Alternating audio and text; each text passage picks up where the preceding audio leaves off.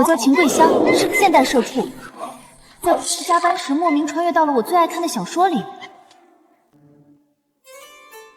娘，舒服吗？舒服。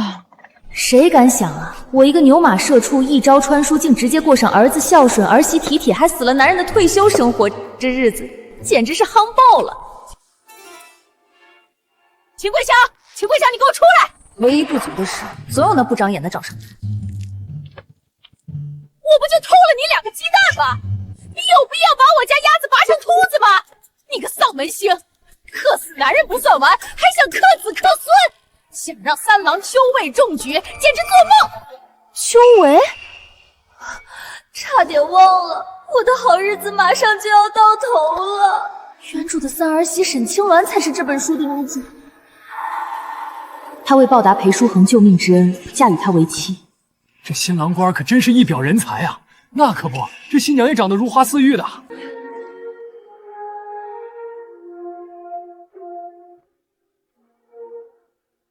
夫君，这是我的嫁妆，你拿去当了吧。为了你，做什么我都愿意。但就在裴书恒高中状元之日，沈清鸾却等来了他成为侯府贵婿的消息。你答应过今生只娶我一人的。如今我已高中状元，你于我而言毫无用处。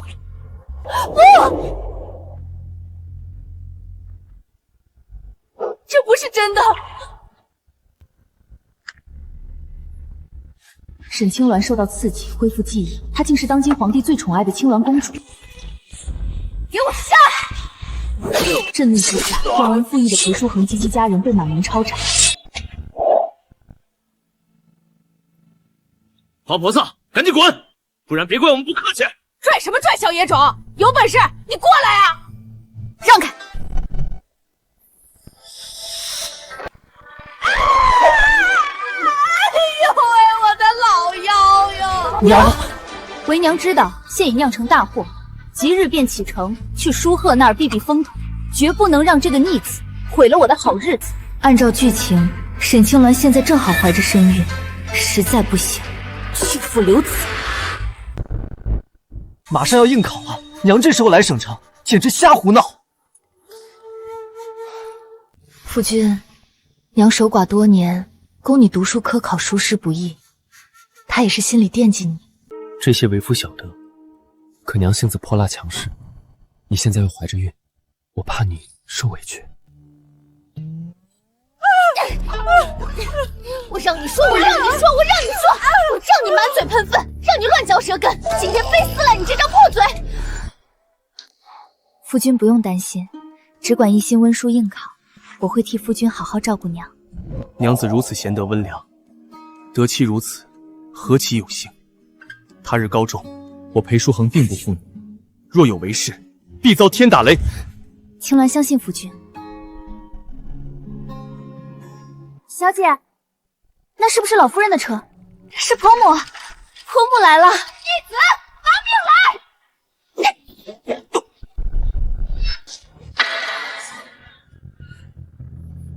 娘，娘什么娘？老娘今天就替天行道，打死你这个乌龟王八蛋！软饭硬吃的普信男，没出息的混账东西！不给你点颜色看看，你就不知道花儿为啥掉红。夫君，你没事吧？婆母果真还是那么彪悍。娘，我又没做错什么事儿，你凭什么打我？娘打儿子还需要理由吗？老娘这就废了你，一劳永逸。婆母，别打了，别打了！不愧是女主，不仅漂亮，还这么温柔善良。这大腿我抱定了。娘，你要打就打我吧，别伤害鸾娘，她怀着孕呢，经不起你这般折腾。滚一边眼去，别在这恶心人！婆母。鸾鸾，快看看娘给你带什么好东西了。这是你大嫂给你做的皮袄子，马上天气要凉了，入冬后穿皮袄子最是暖和。这是你二嫂纳的布鞋，虽比不上省城铺子里卖的款式新，但胜在耐穿舒适。还有这些，这些，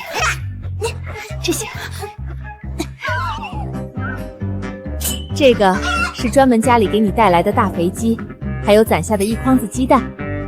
这些东西都是给我的。今天中午娘就给你炖鸡汤，好好补一补。娘，那我呢？来厨房帮忙。小姐，我怎么觉得老夫人有点不一样了？鸾鸾，你现在是双身子，正是需要营养的时候，多吃点。月份尚浅，还看不出来呢。按照剧情发展，沈清鸾为了筹钱送裴初上京赶考，开了一家书斋，因为终日操劳的缘故，最终流产。这事也进一步导致了裴家灭门。不行，这个孩子说什么也得保住。怎么还不动筷？可是在等我。书都读到狗肚子里去了，自个儿没手不会侦查吗？还要怀着身孕的娘子伺候你，逆子，拿命来！娘，婆母，我只是怀孕而已，给夫君倒杯茶无碍吧？怎么无碍？你平日打理书斋已甚是辛苦，那个逆子能娶到你这般好的娘子，那都是裴家祖坟冒青烟了，没点眼力见的东西。我还敢存进？老娘我丑话说在前面，我秦桂香只认鸾鸾当儿媳，你日后若敢负鸾鸾，那便弃父留子。吃饭。泼妇！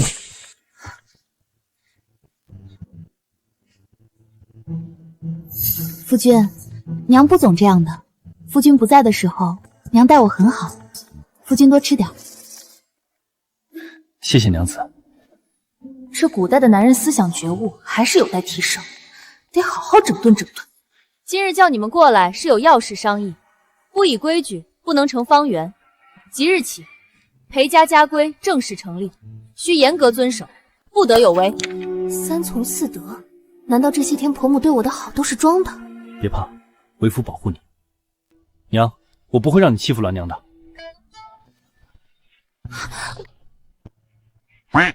我打死你这个逆子！谁说我要欺负鸾鸾？这规矩是给你立的。听好了，三从：从不晚归，从不敷衍，从不藏钱。啊！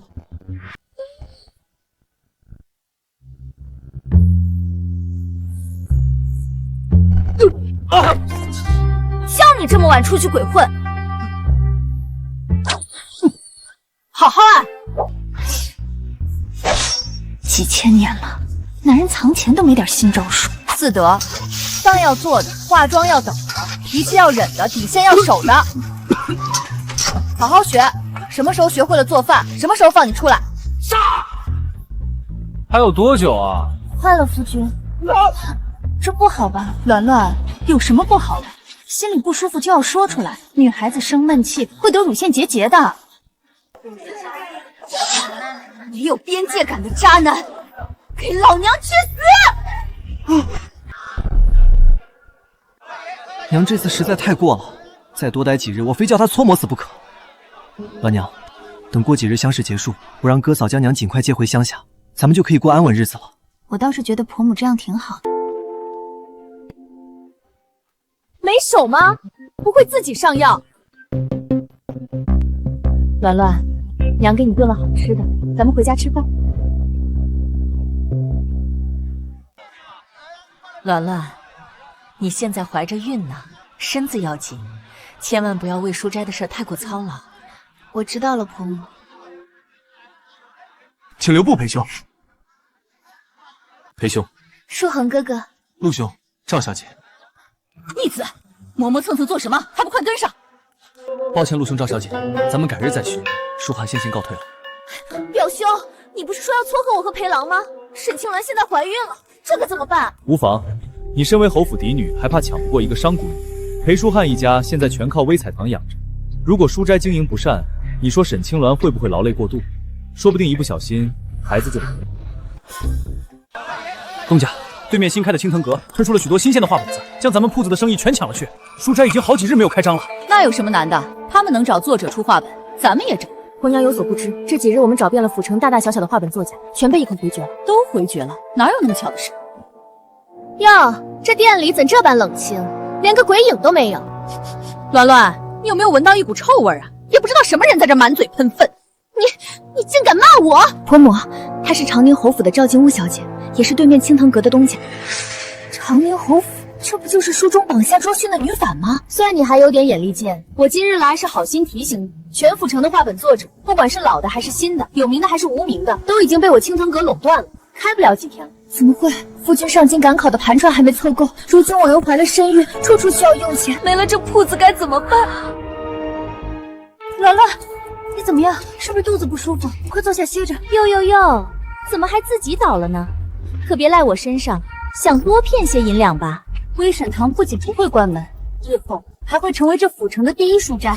第一书斋，好啊，我等着。不过沈小娘可得保重自己的身孕，她先撑不住倒下了，这肚子里的孩子没了，到时候一尸两命，可得悠着点儿。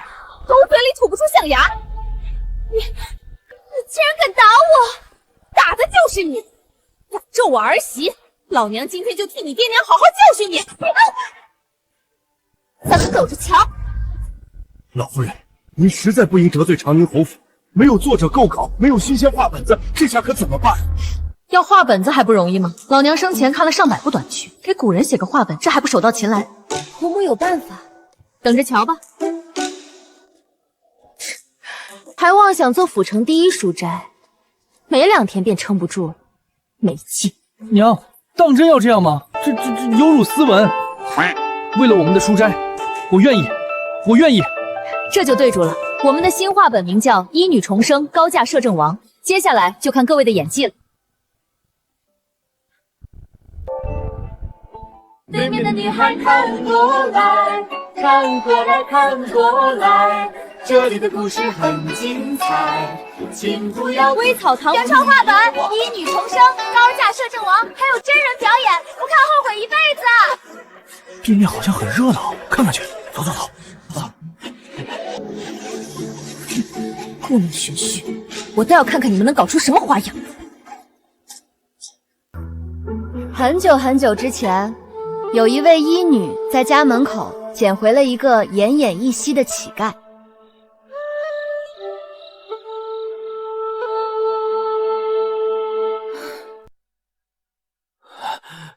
救我！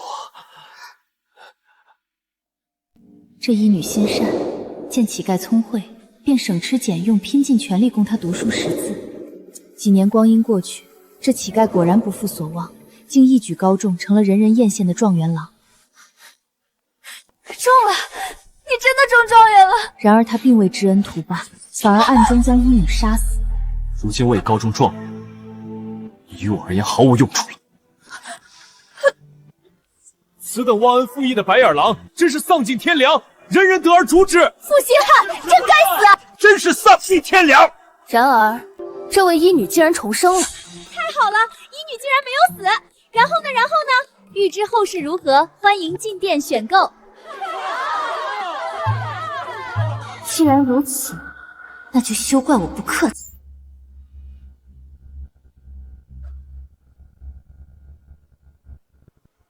哎，天狼了！哎，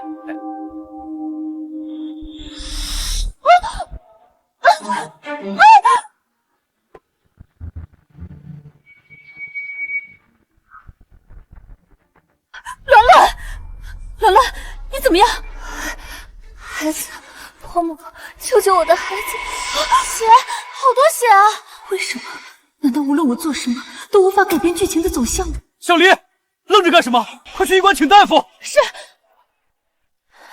额娘，别怕，大夫很快就来，你和孩子都会没事的。赵静书，是不是你搞的鬼？兰兰好端端的，怎么会突然摔倒？秦夫人，我离沈小姐那么远，怎么可能动手害她？你少在这里装蒜！我刚才明明看见你在偷笑。秦夫人怕是看错了，沈小姐突然摔倒，我担心还来不及，怎么会笑？秦夫人不能平白冤枉好人呀。说的有道理，赵姑娘站得挺远的，不像是能动手的样子，说不定真是沈姑娘没站稳，自己摔了。感谢各位仗义直言，今日微草堂应该是无法营业了，大伙儿不嫌弃的话，还是到青藤阁看看吧。是，谁说微草堂今日无法营业了？各位听着，今日凡是到陈掌柜那里登记购买画本的，通通8折。8折！陈掌柜，给我来一本！我也要，给我也来！等，我青藤阁今日也打折，而且画本种类更多，大家不妨再考虑考虑。赵小姐，青藤阁的画子是不错，可都是些老生常谈的故事，我们都读腻了。是啊是啊，我现在已经迫不及待看医女重生后怎么复仇了。陈掌柜，这里就交给你了。老夫人放心，属下一定办妥。赵静书，我不知道你今日使了什么手段，但如果鸾鸾有事，我绝对不会放过你。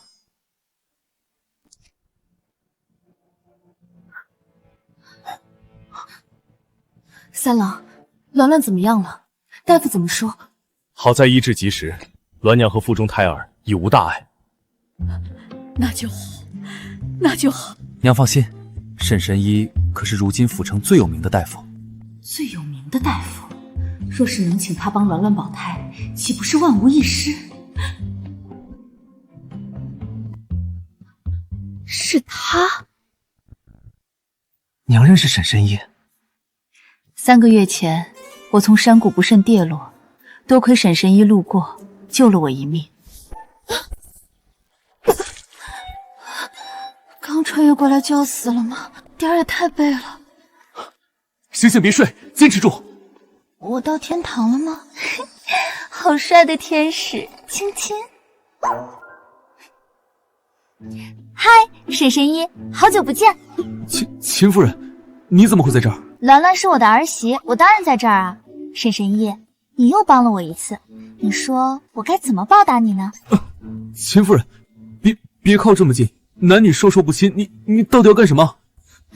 沈神医，请你帮鸾保胎，只要她和孩子无事，无论让我做什么，我都愿意。婆母竟对我如此真心，这般为我着想。这个你放心，沈小姐是我的病人，我会负责到底的。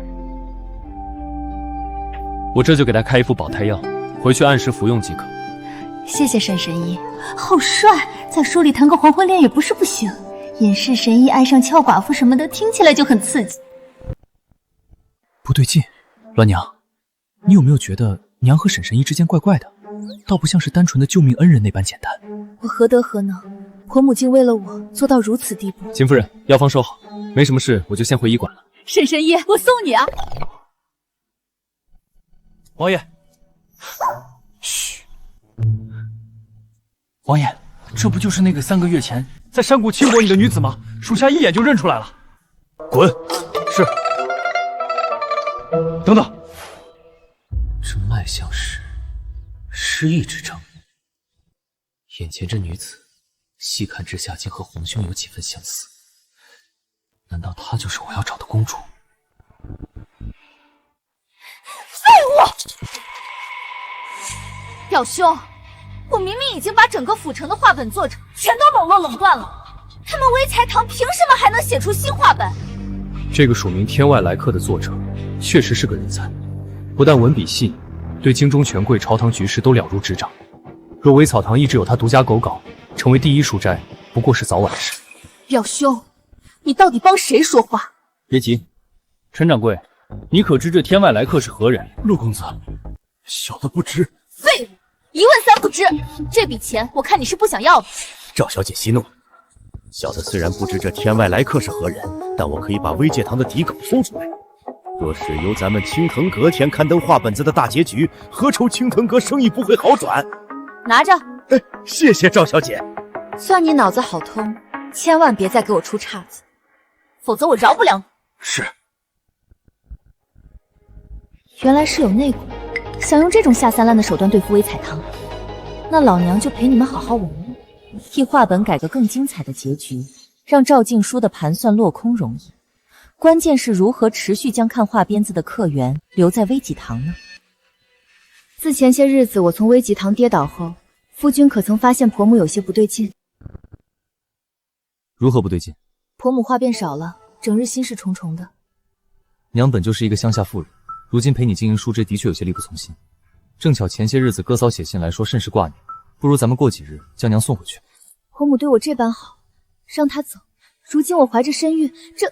娘子放心，为夫会另寻个有经验的妇人来照顾你。夫君可是打定主意要把婆母送走？正是，自娘来了之后，家里整日鸡飞狗跳，没有一天安稳的日子。我不同意。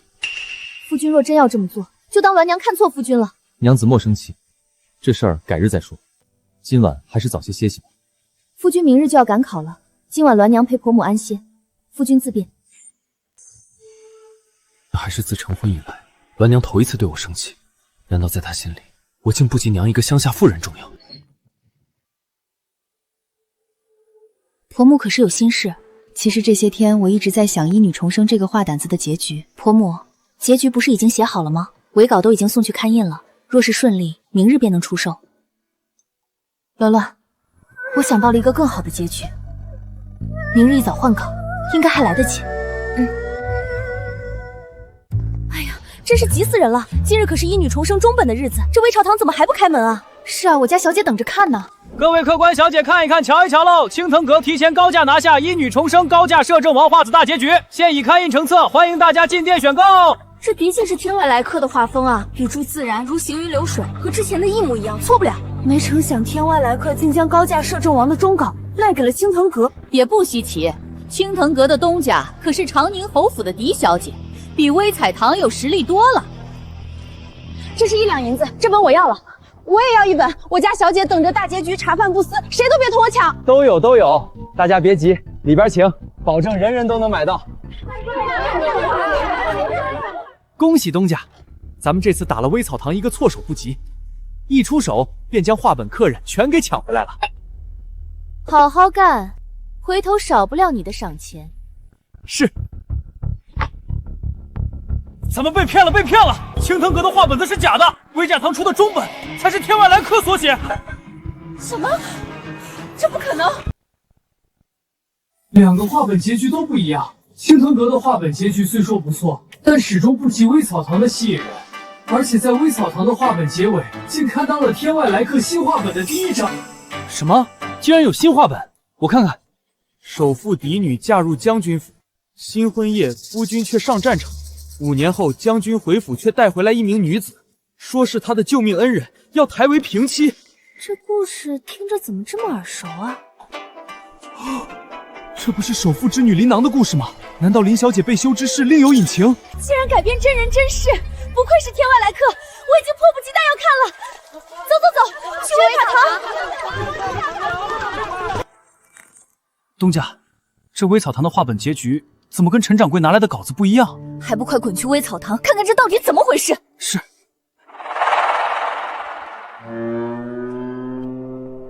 终于来了，今天老娘就让你们知道知道什么叫搬起石头砸自己的脚。陈掌柜，画本子卖得好，你不高兴吗？怎么一副愁眉苦脸的样子？老夫人说笑了，微长堂生意好，我这个当掌柜的自然高兴。哦，我知道了，陈掌柜，你现在一定是演给青藤阁看的，毕竟你替咱们微朝堂摆了青藤阁一道。若非你拿假稿子给青藤阁，咱们微草堂哪能打赢这场胜仗？陈掌柜啊，微草堂有今天，你居功至伟。鸾鸾可说了，要好好奖励奖励你们。陈掌柜，你难道不解释解释，青藤阁为何会有我们微草堂画本中？这东家我也不知。鸾鸾，我相信陈掌柜的为人，画本被盗，我们报官就是。到时候青藤阁是如何偷取我们稿子，官府一查便知。东家，是老祖一时鬼迷心窍，恳求东家不要报官。老祖这些年攒了一笔银子，愿全数赔给东家，只求东家给条生路。那就要看陈掌柜你的诚意了。200两银子，东家看如何？若东家不满意，老朽再去找同行借50两，凑够250两银子，再多老朽实在拿不出来了。成交。婆母，就这样放他走吗？这家伙身上的油水榨的差不多了，至于做叛徒能不能活下来，就看他的造化。静书，你怎么来了？书斋一事可还顺利？表兄，你可算考完了。陈掌柜那个叛徒，我已经将他处置了。可即便如此，微草堂凭借天外来客的新画本子，已经成为府城第1书斋了。无妨，等过几日乡试结果出来，你便随我们一同上京赶考。这一路上孤男寡女，你还怕没有机会培养感情？这个逆子怎么还不出来？磨磨蹭蹭的，热死老娘了！婆母莫急，乡试连考9天，夫君定是耗尽了心力，出来的慢些也正常，咱们再等等就好。你这样的恋爱脑，在我老家那是要被送去挖野菜的。婆母的老家，那是个什么样的地方？那里人人平等，没有什么高低贵贱、男尊女卑的规矩，女子也可以读书识字，考取功名。在我老家，只要你肯努力，就能活成自己喜欢的样子。这世上竟还有这般美好的地方，好想去看看。唉，我也想回去。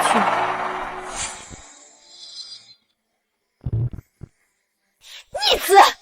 才离家几日，你就敢在外面勾引狐狸精？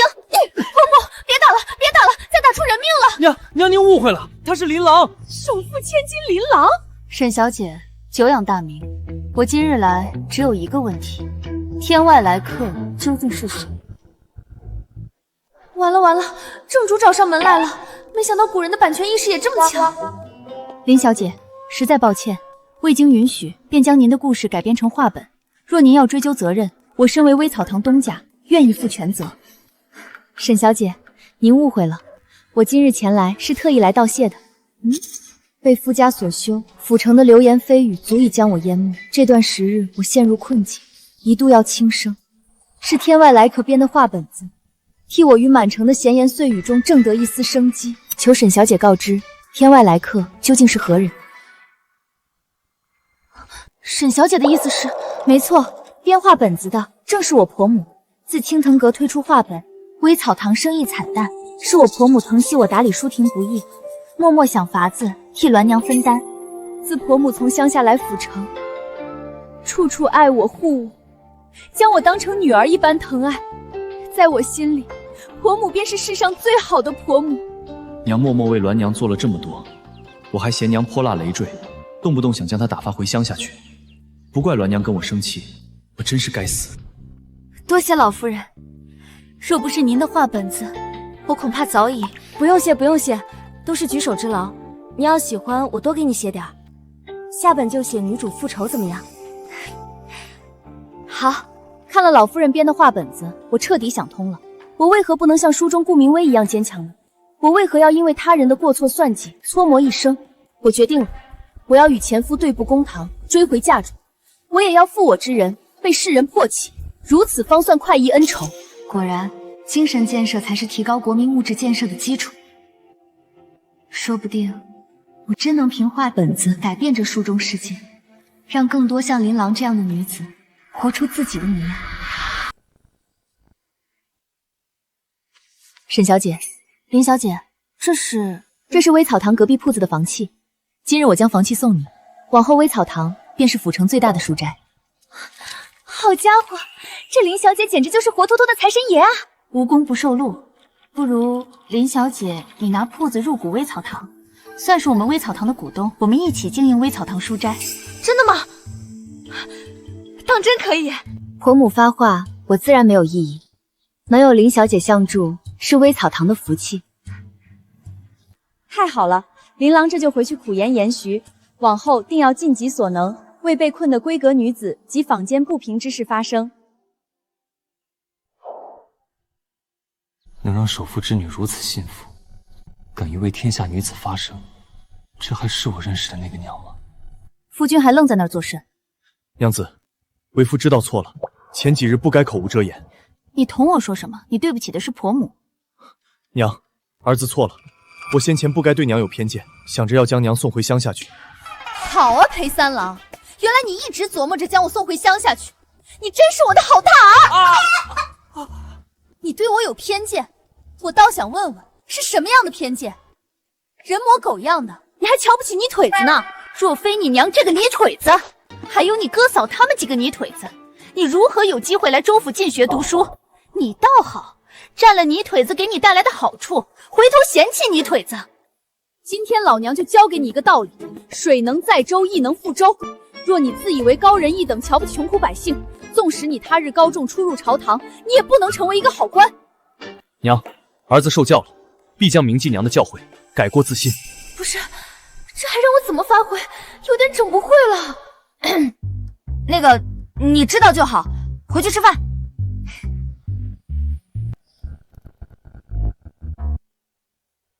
第一名，解元裴书恒。夫君，你真的中了头名！太好了，鸾娘，我定不会辜负你这些日子的陪伴与操劳。哼，渣男的嘴，骗人的鬼！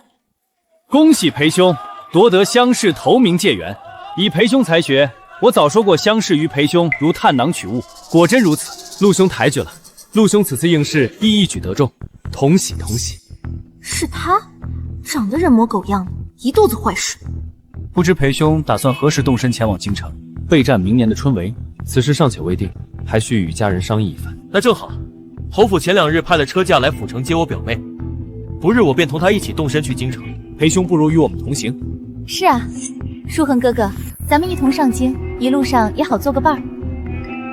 这不行，说让这逆子与赵静书一同前往京城，那不等于羊入虎口吗？贞洁不保啊！兰兰，你怎么了？可是腹疼的厉害。想来是多吃了几口菜，一时肚腹疼痛。你这孩子为何不早说？不行不行，我得赶紧带你去找沈神医看看。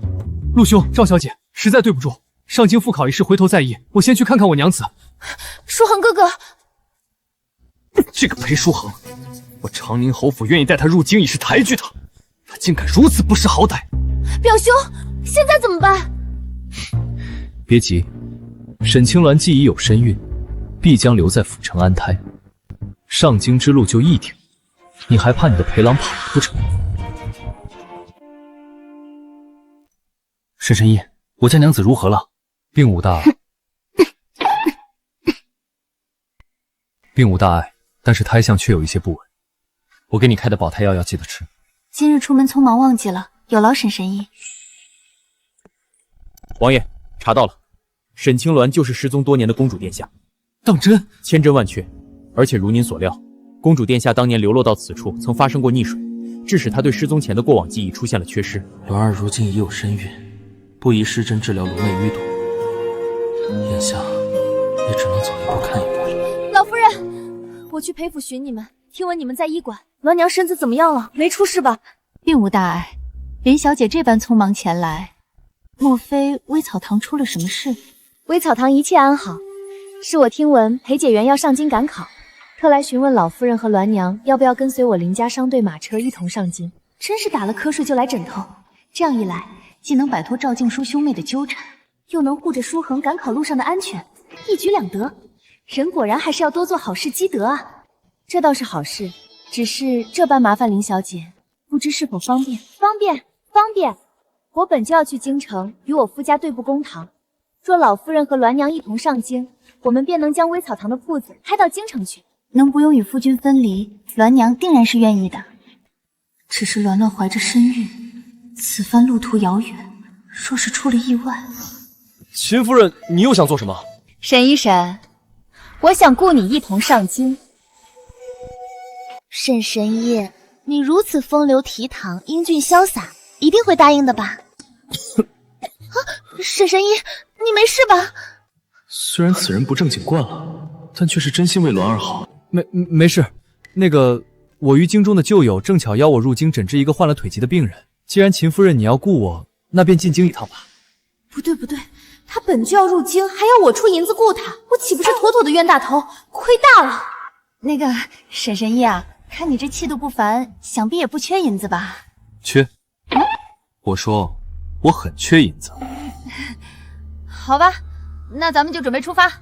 京城，我们来了！出发！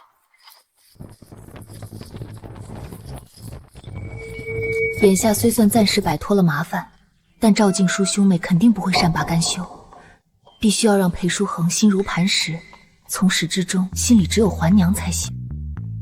林小姐，这是我近日新编的画本，你瞧瞧。老夫人，你这画板子真要这么写？就这么写。状元郎被郡主绑下捉婿，抛弃发妻后，才发现郡主早在闺中与侍卫私通，肚子里还有个野种。最后郡主和侍卫孩子一家3口幸福团聚，状元郎家破人亡，凄惨死去。奇怪，我气得要死，为何却哭不出来？哭不出来就对了，因为状元郎他活该，这叫恶有恶报，见人自有天收。一个爱慕虚荣、抛弃发妻、无情无义之人，他落得如此下场，不是应该的吗？居然编出画本来敲打儿子，这女子果真不走寻常。驿站到了，我先下去看看还有没有房间。裴兄，真是好巧，竟在此处驿站偶遇。侯府车队3日前就已出发，怎会还在此处？陆兄所言极是，的确好巧。既然这般有缘，不如咱们2队并作一队，一同上京，路上也好有个照应。我这就上楼跟表妹商量此事。前几日他主动邀你一同上京，你没应，如今却又在这驿站偶遇，逆子，你到现在还没发现不对劲吗？母亲是说，陆明征对我另有所图？你的脑子呢？陆明征是长宁侯府的人，你若成了侯府的情，身上就会打上长宁侯府的烙印。到时若握着西北兵权的长宁侯府有异心，该如何？你会不会因此受牵连？娘说的对，是儿子考虑不周。还有，裴家家训中最重要的一条是什么？你给我念一遍。底线要守得，要和除了娘子之外的其他女子保持分寸。记住你今日说的话，离赵静书远点。走吧，今晚便在此处歇息，我倒要看看他们想搞什么。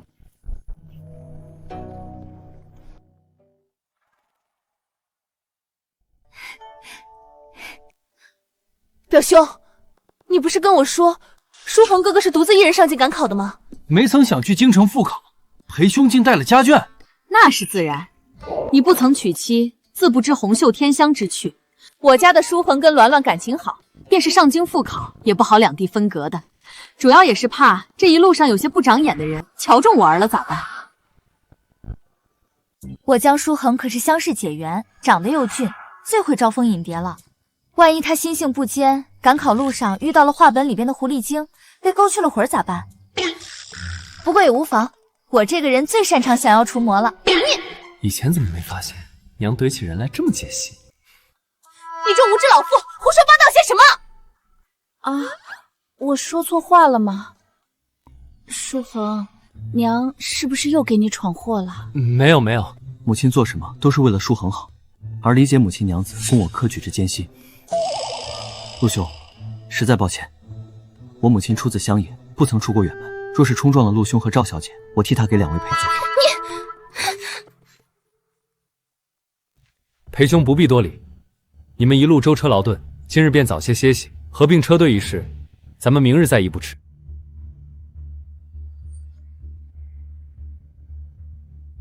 秦夫人，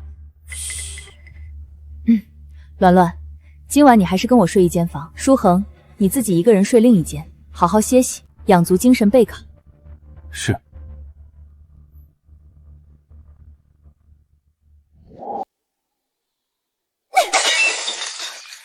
无知的乡下蠢妇，竟敢骂我狐狸精，我绝不饶他！行了，一个无知老妇罢了。若你真能驾驭裴书恒，回头将他打发回乡下就是。还有沈清伦，那个老妇和裴郎3米5道的围着他转，连堂堂首富家的小姐都亲自给他侦查，我看他才是狐狸精。这个沈清罗倒是挺有意思，他竟与裴书恒分手。表兄，你可看仔细了？看得再仔细不过，我亲眼瞧见裴书恒他娘子随他母亲进了楼下后院最里面那间屋。我就说嘛，他们夫妻情深恩爱和睦的样子全都是装出来的。舒儿，你只需不用怕闹得人尽皆知。这不用担心，此事若是成了，咱们就拿捏住了裴书恒的把柄，何愁他不乖乖为侯府所用？等到裴书恒他日高中，就是侯爷也会认为这是一门好亲事。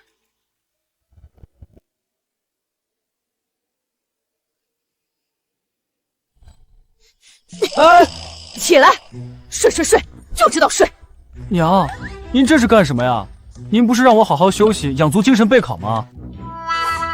苍天，你不会是读书读傻了吧？没有我在，你迟早遭了那狐狸精的道。娘，您是说陆明征他们今晚要对我动手脚？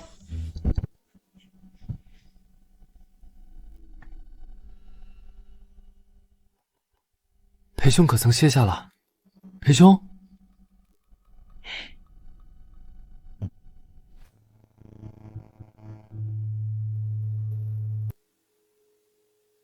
书恒哥哥，其实舒儿暗恋你许久了，今日好不容易有机会与你独处，舒儿愿意献身给书恒哥哥。只求能陪在你身边。骂你狐狸精还真没骂错。妖精拿命来！妖精拿命来！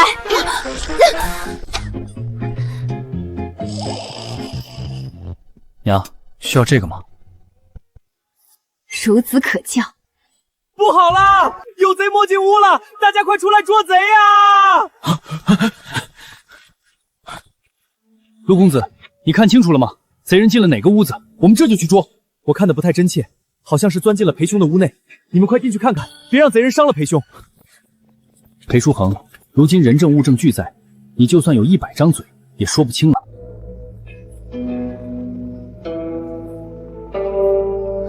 救命！快来人救命啊！表妹，你怎么在这儿？我不知道，表哥，我真的不知道。我起夜被人打晕了，一醒来便被绑在了书恒哥哥的屋内。这怎么办？表兄，舒儿的清明要被毁了。罢了，不管过程如何，只要舒儿在裴书恒屋内被人发现，他为了不影响接下来的春闱，也必须得吃这个哑巴亏。舒儿别怕，有表哥在，表哥一定会替你做主的。裴书恒，枉我一直把你视作同窗知己，你竟做出这等苟且之事，你怎能如此对我表妹？她一个未出阁的姑娘家，经此一事，往后可怎么做人啊？原来不是贼人，是裴解元啊！他娘子尚且在驿站住着，怎能做出如此荒唐之事？吵什么吵？大半夜的，扰人清静。吵！哪来的狐狸精？给老娘闭嘴！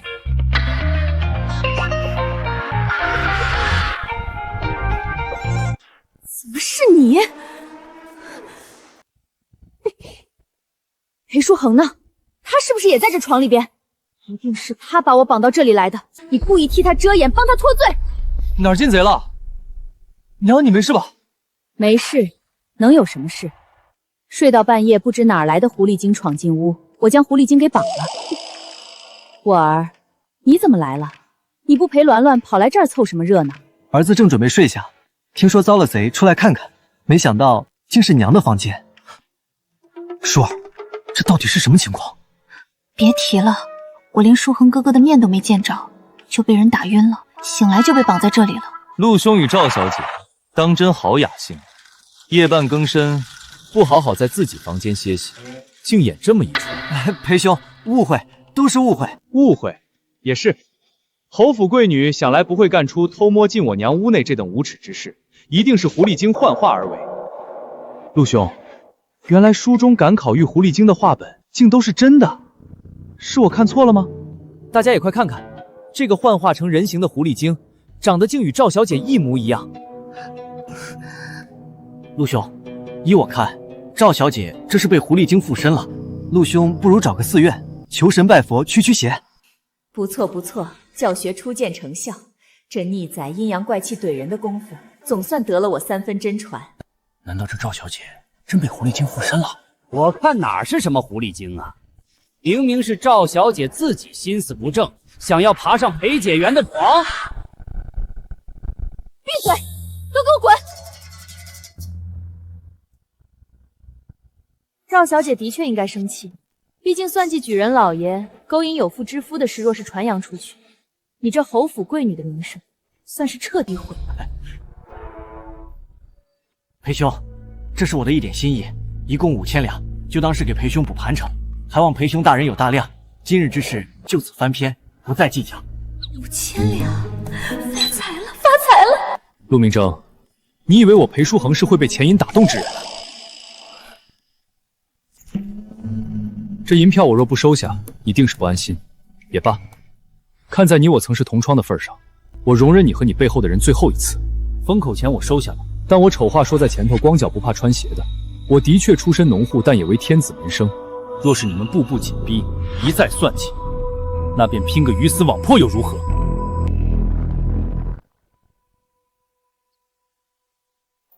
表兄，我们被算计了，今晚他们分明就是故意设局耍我们。事到如今，把柄如今捏在人家手上，这口气，你咽也得咽，不咽也得咽。表兄，当真只能如此吗？我不甘心。自然不能就这么算了。表兄的意思是，借刀杀人。过了这间驿站，前方有不少流民想途经官路上京。你猜那些饿得眼睛发绿的流民遇到了物资充足的商队，该做出何等疯狂？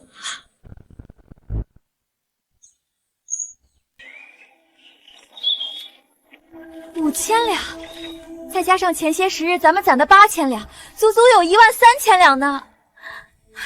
林小姐，你可知在京城购置一处宅子要多少钱？老夫人，实不相瞒，13000两银子，只能在京城偏僻之处寻个小宅院。京城房价这么贵吗？21世纪买不起房子，穿越到了古代，竟然还是买不起房子，太惨了我。看来还得再多赚些银子才行。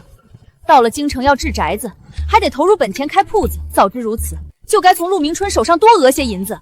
亏呀，真是太亏了，血亏！老夫人倒也不用愁铺子的事儿，我在京城也有不少铺子，匀一间出来开书斋便是。李小姐，阿郎，财神闺女，我决定了，以后都当你的腿部发电，牢牢抓住你不放手。财神闺女是什么？腿部傻站又是什么？ 这个女人怎么总说些奇奇怪怪的话？小心！好帅，果然法拉利老了也是法拉利。谢谢沈神医。无妨，我下去看看发生了什么。各位，这是林家的马队，听说林家向来行善积德，一定会救我们的。贵人，行行好吧，给口吃的。是啊，贵人，有没有吃的？再不吃东西就要饿死了。按照常理，附近州府的官员不会让流民出现在2州交界的官道上，这是怎么回事？ 不好，是流民拦路。要不咱们先将携带的干粮分给流民中的老弱病残，只当破财消灾了。不可，我爹说过，不患寡而患不均。我们携带的干粮只顾小部分人果腹，定然会引发流民疯抢。到那时，场面将一发不可收拾。今日之事恐怕并非偶然。如果有人刻意为之，那舍弃物资和钱财的做法，无疑将是一道催命符。 阿郎说的对，问题的根源还在粮食上。只有解决了粮食问题，让流民有足够的食物果腹，商队才能全身而退。这位老爷，求你救救我的孩子，他实在太饿了，误食了有毒的树根，都是我害了他。你别担心，我是商队此次随行的大夫，这是解毒丸，快给他服下吧。多谢神医，多谢神医。沈神医，刚才那孩子可是木薯中毒？正是。果然没错。我有个法子，或许能解眼下的困局。 我说林家商队的人是不是犯傻？这山谷中长的树根有毒，他们挖来做甚？说是粮食不够分，商队带的粮食都发给咱们了，商队伙计没吃的，只能掘树根充饥。不行，那些树根有毒，吃了会出事的。我得赶紧过去，把树根有毒的事告诉他们。你急什么？人家随行带着大夫呢，毒不死人的。咱们这吃了上顿没下顿，商队带了不少东西吧？得了那些东西，说不定还能到前面府县换些吃的呢。哼，真是人心不足蛇吞象。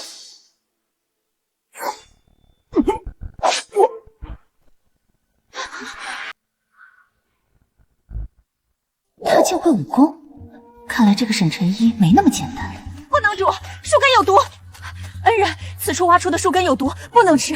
我儿正是使用了山谷内挖出的树根，肚子像被火烧一般，口吐白沫，身子抽搐。恩人千万不能食用啊！好了，妹子你别紧张，多谢你提醒。我们知道这树根有毒，你们知道，那为何还要煮树根？妹子有所不知，古书上曾有记载。 这些树根若处置得当，便可以将其毒性去除。怎么可能？之前可是毒倒了一大片人。是啊，一介都市乡野村夫曾看过什么古书？估计是湖州的吧。我的确不曾看过，但我儿正是在乡试夺得头名的裴解元，这给木树根茎去毒，让其能食用的法子，正是裴解元从古书上得知的。各位，让木薯去毒名最快的法子是将木薯削皮、挖心、切断，浸泡于流水中2到3个时辰，再投入锅内煮够2炷香的时辰。此外，木薯还可晒干磨成粉，如此便没有毒性了。 巨人老爷肯定不会招惹饥挨饿了。是啊，山谷到处都长这种叫木薯的植物，挖也挖不完。老大，这可咋办？放屁！这木薯去毒之法我从未听闻，定是他们编出来唬人的。你说木薯没毒就没毒，那先前吃了中毒的人怎么说？除非一会儿煮熟了，你先吃。这，你们看吧，我就说他是骗人的。若是无毒，他怎么不敢吃？读书人心眼最多了，说几句好听的话，诓人谁不会？ 昨夜娘刚夸过我，绝不能让娘失望。就算木薯真的有毒，我也认了。好，木薯煮好后，我第一个食用。放心吃吧，毒不死你。香香软软糯糯，这木薯竟如此好吃。娘，再给我舀一碗。这个木薯好像真的能吃。裴解元吃了没事儿，何止是能吃，瞧着还十分美味。老夫人，能给我一碗尝尝吗？还有我，我也要。来人，将这2个挑唆流民滋扰商队的人移交官府处置。是。老夫人，沈神医，多亏2位，此次商队危机才能顺利解除。这是1000两银票，还请2位不要嫌弃。一言不合就掏银票砸人，我可太喜欢了。托林姑娘的福，能搭乘商队马车入京，以示叨扰，不好再受林娘子此等重礼。是啊，阿郎，我们蹭林家商队的马车白吃白喝上京，已经很不好意思了，怎么能收你的银票？你不是很缺钱吗？这会儿高风亮节了，你不收，我怎好厚着脸皮收下？多谢各位贵人指点木薯解毒之法，我们往后再也不用怕饿肚子了。多谢恩人，太感谢你了。在21世纪待得久了，我都快忘了，竟还有这么多人连吃一顿饱饭都是奢物。我决定了，等进了京城，咱们不总写那些情情爱爱了，换个新路子。我要写一本孤女种田的画本子。种田也能写成画本子？老夫人，写女子种田真的会有人看吗？此种田非彼种田，我十分确定这画本子一经推出，必定轰动京城。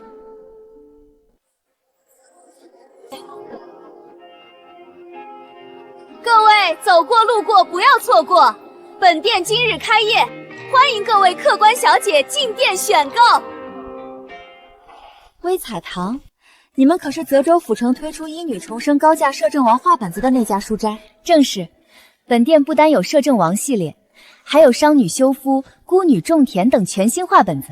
孤女种田，倒是头一回听说，当真是新奇的很。土豆、玉米、红薯，这些从未听过的农作物，竟能亩产上千斤。是啊，还有这种叫棉花的植物，若是能以此物代替丝绸织品，或以此物做成被子御寒，那天下穷苦百姓再也不用挨冻了。快给我也看看，我瞧瞧。各位小姐别着急，里面请。老夫人，您说画本中写的这些农作物真的存在吗？肯定存在，就算我朝没有，或许海外能寻来呢。阿兰，你们林家人脉广，可以帮着打听打听。不拘这几样，就是别的农作物，也可以在咱们这儿种植试试。若真能寻来这些作物，林家做的便是利国利民的大事。到那时，想要更进一步成为皇商，又有何难？好，我这就去安排。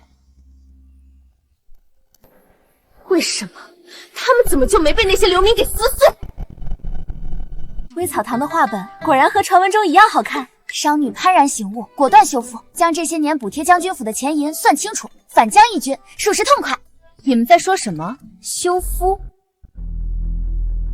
女子当讲究3从4德，姐姐们还是少看些画匾子吧，免得被这些无聊的画本荼毒。哟，我当是谁呢？原来是狐狸精来了。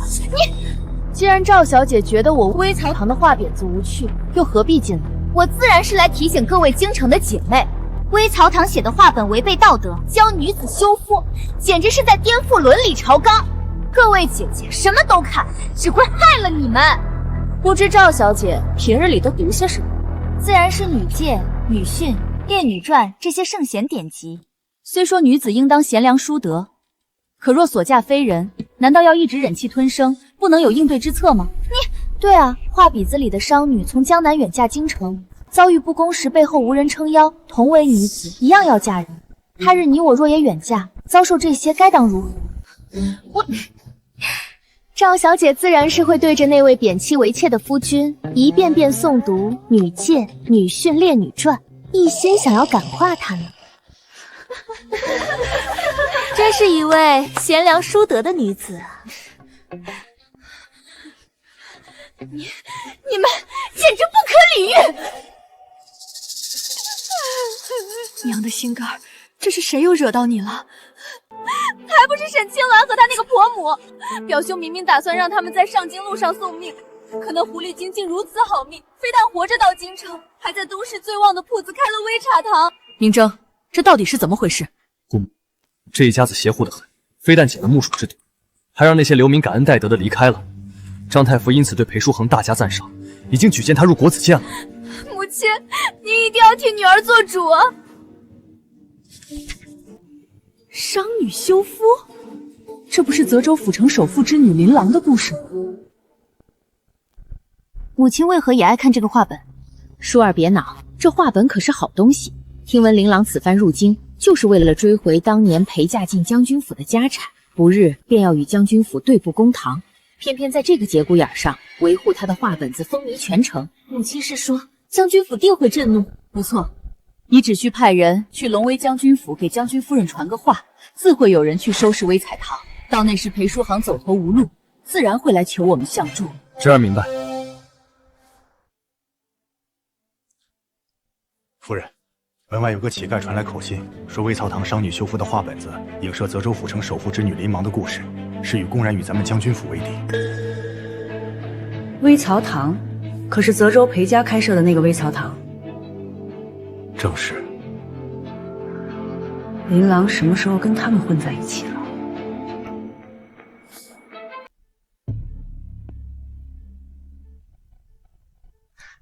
表兄，这床上之人是谁？此人名唤裴笑，泽州人士，家中有妻名唤秦桂香，育有3个儿子，在此次边境大战身受重伤，醒来后已然失忆。眼下唯一记得的，便是家中妻子的小名阿香。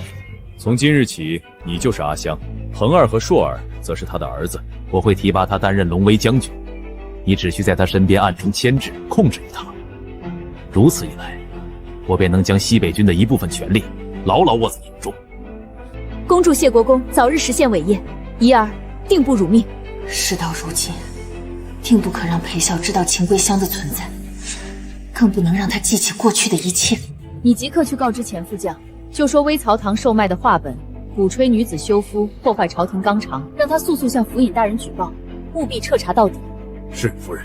慢着，此事绝不可让将军知晓半分。是。婆母，这是我刚煲好的粥，您快尝尝，看合不合口味。鸾鸾，你怀着身孕，不可过于劳累。书斋的事，大部分都是您和阿兰在忙活，我不过搭把手，现在清闲得很。如今书斋也渐渐步入正轨了，过2日我带你去见见沈神医，请他给你把把脉，也好放心。婆母，我看啊，是您自己想见沈神医了吧？胡说八道！娘，鸾娘，我回来了。娘，这位是张太傅的孙子张景行，今日是为了孤女种田的画本而来。景行见过秦夫人，嫂嫂。张府乃是书香世家，张太傅又是朝中亲贵，我这逆子能结交这样的朋友，倒是件好事。张公子，快请坐。不知是张公子府上哪位女眷爱看咱们这种田画本？这能谋产上千斤的土豆，若真有此等作物，不仅云州百姓以后不会挨饿，朝堂亦不用再忧官边缺粮之苦。你即刻去找书恒，务必问清楚这画本里写的作物是不是真的存在。下一期画本中会不会提到这些作物能在何处寻得？若是问不明白，你就不用回来了。自是家妹，她受祖父影响，自小关心朝堂动向，民生之间，想知道画本中何遂在山上找到的土豆是不是真有此物。确有此物，不过目前并未寻得。泽州林家有做海运生意，我已托林小姐帮着找出海商船打探此事。不仅如此，我娘在画本的结尾还会记录几种新的番外作物，若是能从海外寻得这几样，我朝百姓便再也不用忍饥挨饿了。若是出了种田最后一期画本，请秦夫人一定要先于别人，让我够得。这有何难？画本早已写完，只不过要按期刊印。书恒，是去将底稿拿给张公子。关乎能解决百姓粮食的秘密，老夫人竟愿意将书本底稿给我。多谢书恒，多谢秦夫人。嫂嫂，微曹堂掌柜何在？府尹大人接到举报，微曹堂售卖破坏朝廷纲常的画本，即日起封铺调查此事，并将微曹堂掌柜以及写画本妖言惑众的天外来客捉拿归案。娘，别慌，此事定是有人刻意陷害，我会照看好鸾鸾，你速去找人来救我们。这位差爷，我是国子监学生裴书恒，我娘子怀有身孕，还请官差大爷行个方便，多加照顾。裴学子放心，一旦怀有身孕，我自会向府尹大人禀明。只是裴学子不知如何得罪了龙威将军府。龙威将军府，听说裴学子是泽州人士，龙威将军亦出自泽州。我劝裴学子不如登门认个错，如此能冰释前嫌，解微曹堂之局。书恒，我与你同去。老夫人既愿意将底稿给我，我不能见死不救。就行，龙威将军府我自己去便是。麻烦你回去将此事转告张太傅，求他想想法子。你放心。国子学子裴叔恒求见龙威将军。国子监学子裴叔恒求见龙威将军。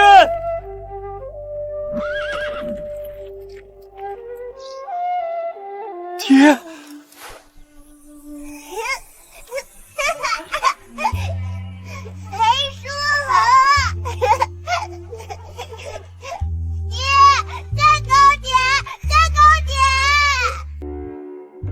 爹，来者何人？竟敢贸然冲撞将军！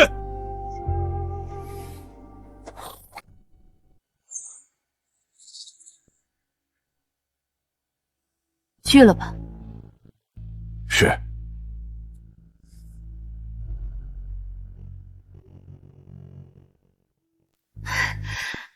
夫君，你回来了。阿香，方才是谁递来的拜帖？是个泽州来的学子，不知怎么得知夫君出自泽州，便递拜帖过来攀关系。夫人最是心善，如何便就令管家将人赶走？夫君这次剿匪回来，身受重伤，妾满心眼里都是夫君身上的伤，哪还有心思顾什么泽州学子？裴笑难道是在府外见到裴叔恒，已然起了疑心？该死的血缘，竟这般碍事！看来眼下唯有让秦桂香和沈清鸾死在牢里，才能斩草除根，永绝祸患。将军让转告裴学子，若想让你娘和娘子平安从京兆府出来，那便拿着你的拜师滚出京城。你若执意在京中国子院继续读书科举，小心你娘和娘子性命。他当真这么说？将军说山鸡始究成不了凤凰，人得信命。好一个人得信命，抛妻弃子便罢，为何还要赶尽杀绝？荣华富贵于你而言，当真那么重要吗？慌慌张张的，成何体统？先前让你去问土豆的事，问明白了吗？爷爷，不好了，舒汉娘子和裴老夫人被京兆府的人抓走了，现下恐怕已经下狱了。什么？竟有此事？快随我去京兆府救人！爷爷，此事或许和龙威将军府有关，京兆府那边真的会放人吗？威嫂堂做的是利国利民的大事，若是京兆府尹不给老夫这个面子，执意为难，老夫便是拼了这把老骨头，也要讨个公道，把人救出来。张太傅，拿着这道令牌去京兆府，京兆府尹自会乖乖放人，不必多费口舌。摄政王，老臣见过王爷。不必多礼，此事就交给你。我现在要赶去宫中一趟，他们惹到了不该惹。是，老臣必当将人平安救出。爷爷，刚才那位就是游历天下多年的摄政王殿下。正是。景行，你切记要与国子监的舒恒交好，万万不可怠慢。是。好好处着，若有打架斗殴者，刑法伺候。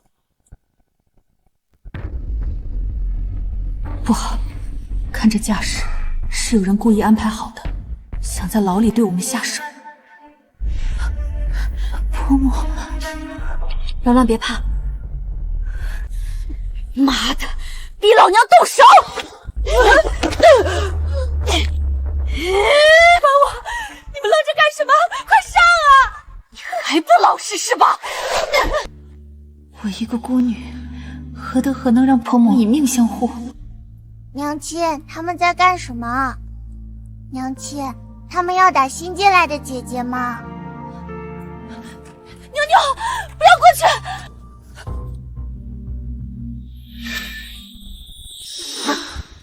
罗罗，小心！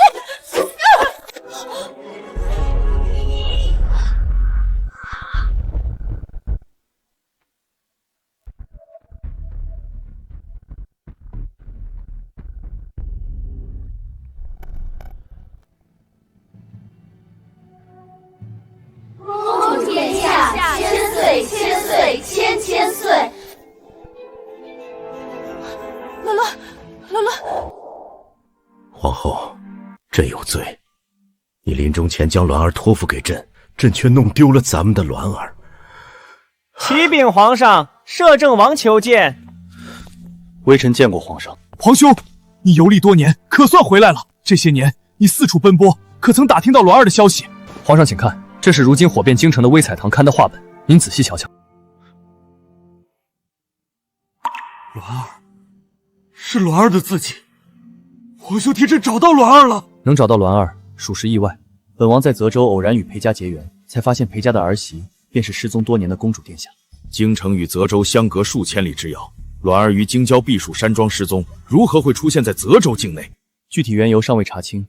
当初裴学子在泽州河里救的栾儿，栾儿一身是伤，什么都记不起来了。栾儿失忆了。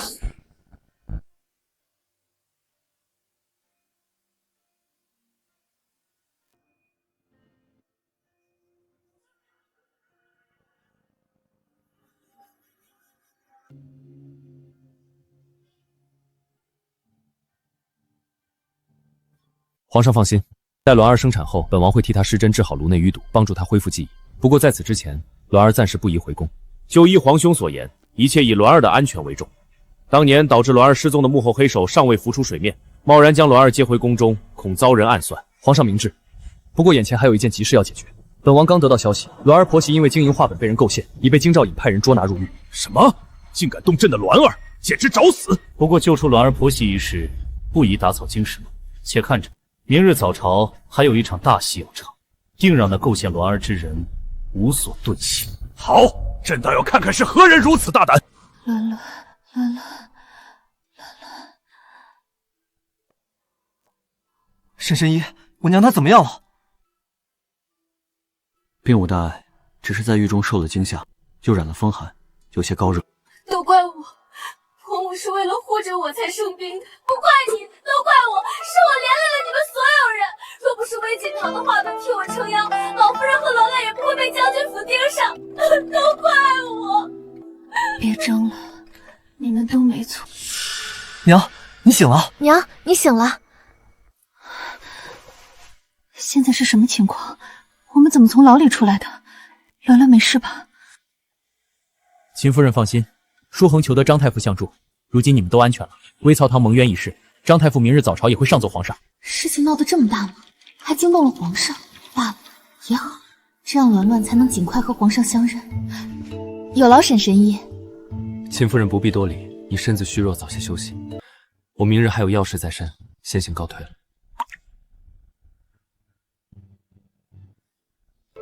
婆母，我去送沈神医。沈神医留步。沈小姐还有何事？黄伯父，我是栾儿。栾儿，你都想起来了？我想起来了大部分，不过当日在京郊避暑山庄被掳一事还记不太清。不着急，慢慢来，那些缺失的记忆会慢慢恢复的。黄伯父会帮你。黄伯父，请您先不要将我恢复记忆一事告诉任何人，包括父皇。我想等我彻底恢复记忆，亲手把背后谋害我的人揪出来，再正式回宫。好，黄伯父答应你。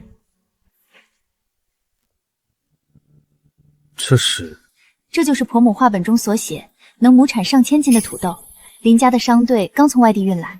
我想您明日上朝，既要为微曹堂平反冤屈，这个应该用得上。栾儿放心，我一定会让伤害你的人付出代价。那伤害婆母的人呢？那个时间不早了，我先回去，你也早些回房歇歇，好好陪着你婆母。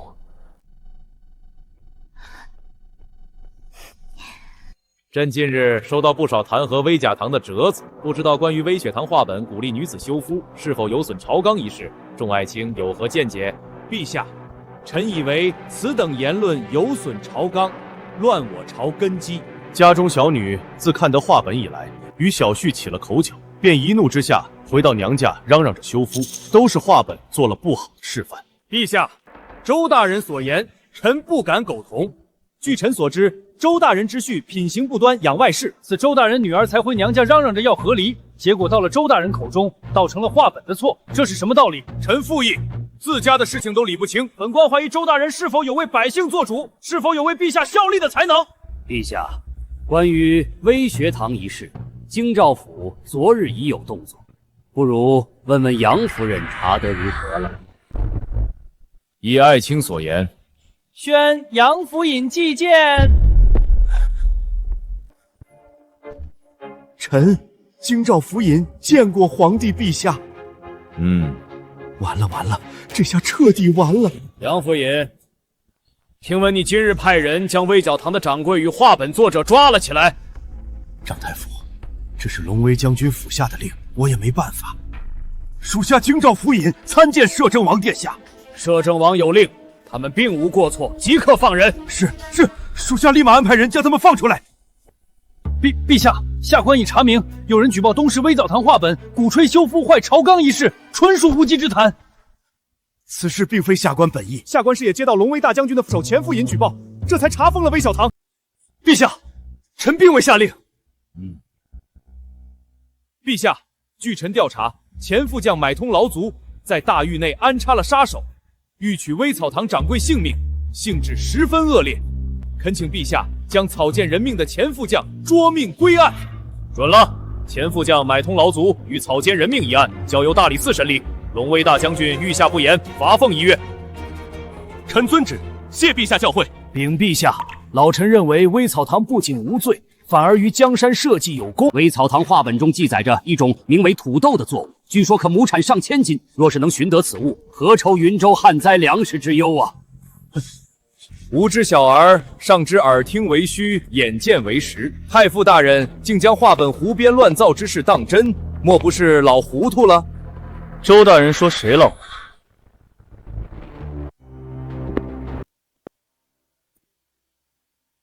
这是摄政王殿下，游历天下的摄政王回来了。此等气势，的确是摄政王殿下。臣等参见摄政王殿下。本王所携锦盒内释放之物，正是微草堂画本中提到的土豆，并已验证此物耐旱，能种于荒土内，猛产1000斤。真有这般耐旱还能猛产1000斤的作物，这简直是神迹啊！微草根竟有这般本事，回去得警告舒儿，不可乱来了。长宁侯这般神色，看来是不太高兴。臣不敢，若真能将此等耐旱高产的土豆代替水稻种植于云州旱区，必能解云州百姓的粮食之危。臣心中只有欣喜，怎会不高兴？哦，是吗？前些时日，本王与微草堂众人一同入京，经过2州交界处，被大批流民所困。后经官府审查，挑唆流民的山匪亲口供证，是受长宁侯府指使。区一个长宁侯府，竟能插手云州灾民一事，本王想问一句：长宁侯府是想造反吗？此前陈知小女的确有回乡省亲过，关于流民事件，臣并不知情。待臣回府，一定拷问清楚家中贵妾，给王爷一个交代。那便好好问吧。是，臣定当彻查到底，绝不隐瞒。经查验，微草堂看似看守画本，实则是在做利国利民的大事，功不可没，刻上白银1000两。朕将亲自为微草堂赐字，以表嘉奖。退朝！微草堂怎么被查封了？我看这微草堂怕是得罪了不该得罪的人。母亲厉害了，如今京兆府封了微草堂铺子，看那个狐狸精还怎么得意。是啊，侄儿只是派人给龙威将军夫人传了话，微草堂便被京兆府封了铺子。这就是得罪我长宁侯府的下场。我长宁侯府想让他生便生，想让他死便死。裴解元他骨头硬，正好，且看看他求上侯府的时候会是什么姿态嘴脸，看到时候他的腰能不能弯下来。母亲，裴郎求上门的时候，你可别太为难他了，让他贬妻为妾便是。如此，那个狐狸精落到女儿手上，女儿方能好好搓磨来。朝廷来人了，这下好了，微草堂这次是彻底完了。圣旨到！圣旨？那个公公手上竟拿着圣旨！微小堂犯了什么错，竟要闹到颁下圣旨的地步？微巧堂训访其2种，解云州百姓饥缓，利国利民，功不可没，特赏白银1000两。朕亲为其赐字嘉奖，望其再接再厉，不负朕望。钦此。恭喜沈掌柜，皇上的亲笔题字，皇上给微茶堂书斋赐下了亲笔题字的牌匾。太好了，微茶堂没事了，我要替我家小姐买少女修复下一期画本。连皇上都亲笔题字赐下牌匾，以后谁还敢管咱们看画本？我等在奉旨读画本。掌柜的，什么时候开门营业？各位小姐莫急，即日起微茶堂重新开业，少女修复最新一期画本已备好，欢迎各位进店选购。怎的会这样？微朝堂那对婆媳不仅没事，当今皇上竟然还亲笔题字赐下了牌匾。夫人、大小姐、陆公子，侯爷有请。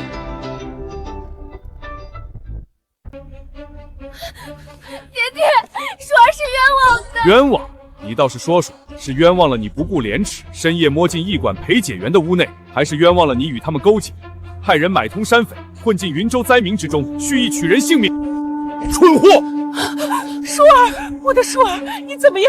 你们可知，就因为你们3人干下的这些蠢事，今日朝堂之上，摄政王直接冲我永宁侯府发难，要逼着本侯交出执掌多年的西北军兵权。侯爷，摄政王如何会知道这些事？摄政王与林家商队一同进京，你们买通山匪混入流民中，差点害了摄政王性命，围剿当朝官员，敢干下此等罪孽滔天之事。怎么会？他怎么会出现在商队中？陆明征，你于上京入匪挑拨流民一事已证据确凿，请跟我们去大理寺走一趟。不是我干的，不是我干的！姑母，救我！姑母，你快救救我呀！侯爷，救救明征吧，他还小，一时糊涂啊！陆婉宁犯下买通山匪、谋杀当朝权贵这等大罪的，不能是侯府的人，只能是陆明征。如果你非要执意救他，所有人都会被陪葬。夫人今日受了惊吓，心神不宁，来人，将夫人送去京郊梅花庵清修祈福。爹爹，你不能这般对待舒儿和娘。至于大小姐，即日起禁足于芙蓉院，没得我的允许，不得踏出芙蓉院一步。沈清鸾，都怪你，我绝对不会放过你们。好消息，好消息！怎么了，阿鸾？坐下慢慢说。陆明征被带去了大理寺，这辈子恐怕都会在牢里度过了。赵晋书也被关了禁闭，没有几个月应该是出不来了。太好了，恶人还得恶人磨，咱们总算可以过几天安生日子，可不是吗？不过听闻长宁侯这次之所以痛下狠手，是因为摄政王在朝堂之上质疑他有谋利之心。你们说，这摄政王为什么会突然帮咱们？嗨，这有什么好纳闷的？那摄政王不是据说在外游历多年，前几日才刚回宫吗？我看啊，就是闲出屁了。秦夫人说的有道理，他就是闲的。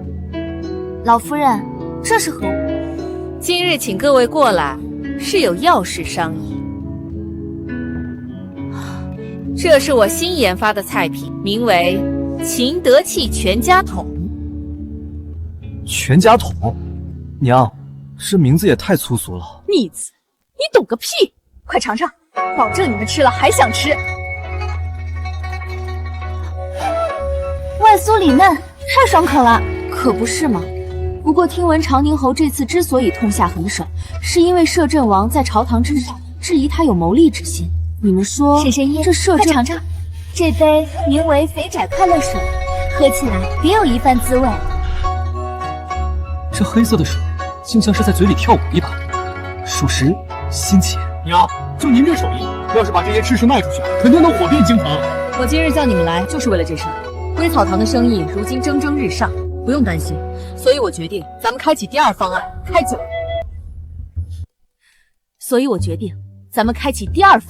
开酒楼。作为21世纪的现代人，美食方子啥的还不是信手拈来，成为富婆指日可待啊！婆母果真厉害，有那么多赚钱的点子。我同意，老夫人，我也同意，我要入股。好，好，好，我的财神闺女，赚钱的事儿怎么会漏了你呢？我也入股，这5000两银票算是我的股金。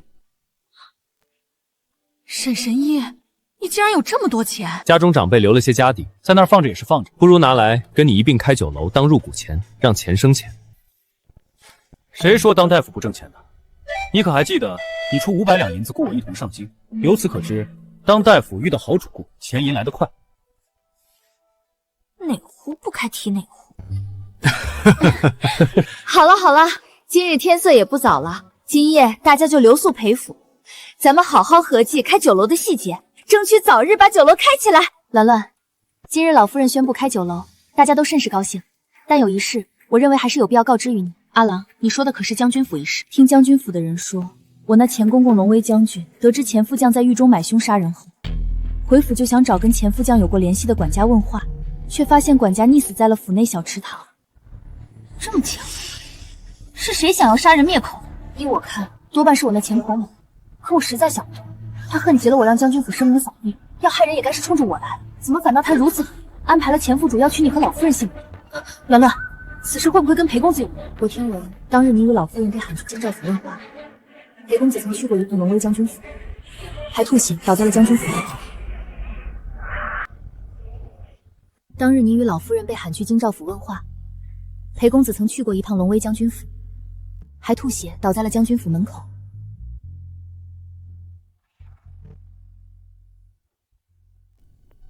屋外夜深路重，我来接娘子回房。夫君，栾儿听阿兰说，我与婆母被带去京兆府问话那日，夫君曾去过一趟龙威将军府。夫君，是不是栾儿不该问？不是，原也不想瞒娘子，只不过不想娘子怀着身孕，还与我一并承担这些。那日我于将军府门口瞧清楚了龙威将军长相，他与我死去的父亲一般无异。怎么会？父亲不是在10年前的边境大战中阵亡了吗？我也不知道是怎么回事，我无数次告诉自己是看错了，可那张脸我绝不会认错。栾娘，你若是见过他，便会知道，那是一张长得与大哥一个模子里刻出来的脸。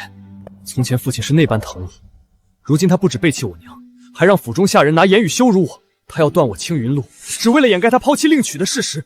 我替母亲不值，那人不仅负他，竟忘恩负义，要取他性命，要害你肚子里的孩子。婆母对我如此之好，我定要替婆母揭穿龙威将军这个伪君子真面目。夫君，你说那人与大哥像是一个模子里刻出来的，栾儿有个想法，让大哥、二哥他们一同进京，有他们在，说不定能查清当年的真相。好，为夫现在就去写信，好让大哥他们早日动身来京城。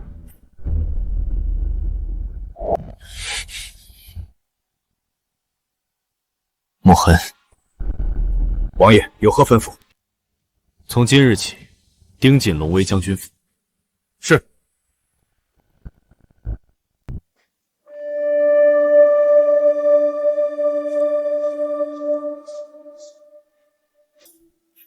阿香，我回来了。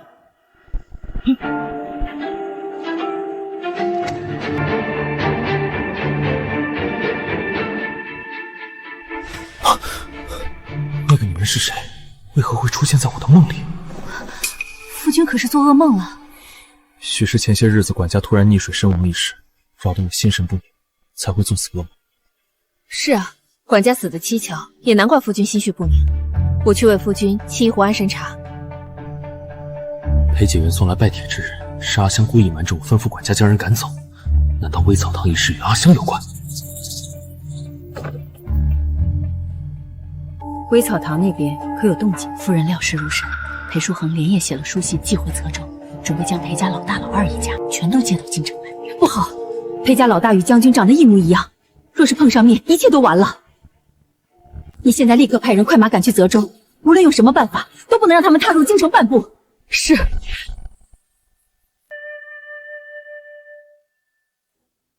各位客官，吃好喝好，秦德基酒楼今日正式开业，所有吃食8折优惠，不好吃不要钱。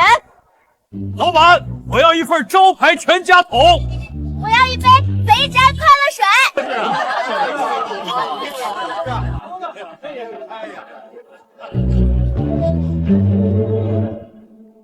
王爷，果然如您所料，龙威将军府暗中派了人手当务增正，企图对裴家众人灭口。好在手下派去的人及时赶到，按行程推算，裴家众人今日便可抵达京城。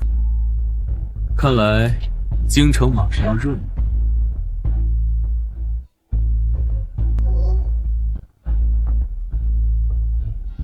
裴景云怎么会和我梦中的女子长得一样？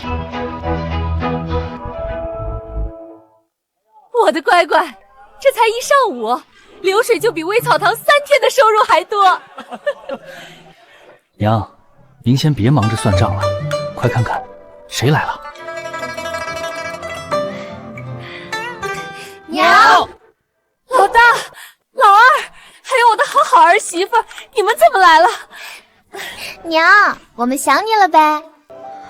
娘，你也太厉害了吧！不仅在京城开了书斋，还盘下这么大一处酒楼。就是，娘就是最厉害的，果然跟着娘混没有错。伦伦，有人来跟你抢婆母了。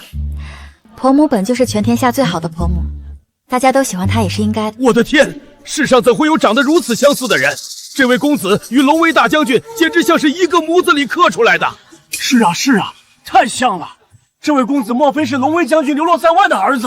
我听说龙威将军甚是宠妻，没想到年轻时极为风流，在外头欠下这等孽债。又是龙威将军，阿郎，你这位前公公和咱们大郎当真长得有那么像？像，太像了！我的发，什么情况？我拿的不是儿孙满堂死男人的古代退休剧本吗？谁能告诉我为什么原主那个本该在边境阵亡的死鬼丈夫竟然还活着？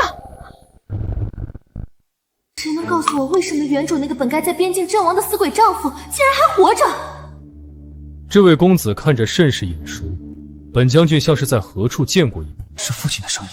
三郎说的果然没错，他当年假死脱身，就是为了在京城享受荣华富贵，抛弃妻子另娶他人。只是在何处见过？将军还真是贵人多忘事。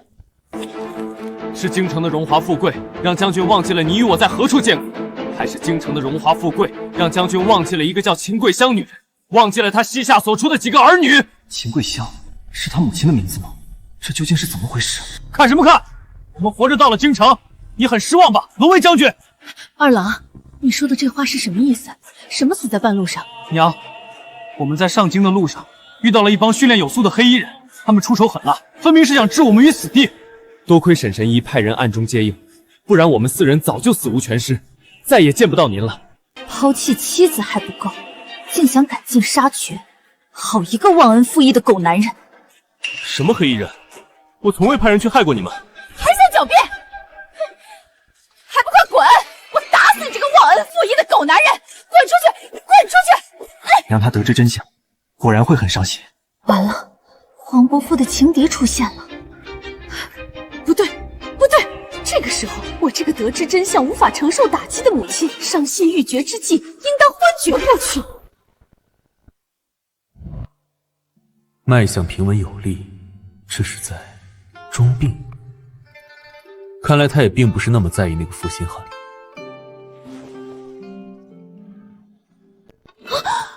秦夫人没事了？没事了，没事了。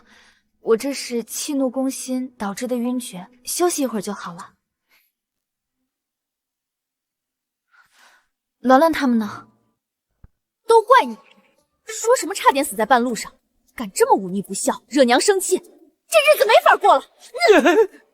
就是，明知道娘会伤心，还在娘面前提那个负心汉，你们爱滚哪儿滚哪儿去，我跟穗穗跟着娘过。都吵什么吵？一屋子讨债鬼，吵得你们娘脑门子嗡嗡的。娘，你醒了。三郎呢？怎么没见着他？婆母忘了，明日便是3年1度的会考，夫君已经前去应考了。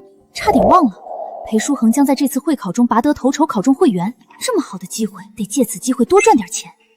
我想明白了，没必要为不相干的人生气，赚钱才是正道理。我打算在酒楼书斋开个庄，就赌你们3弟考中会员。娘，虽说咱3弟学问好，但各州府来京赶考的学子，学问好的可多了去。娘只押3弟赢，万一酒楼要赔钱咋办？是啊，娘，这会不会太冒险了？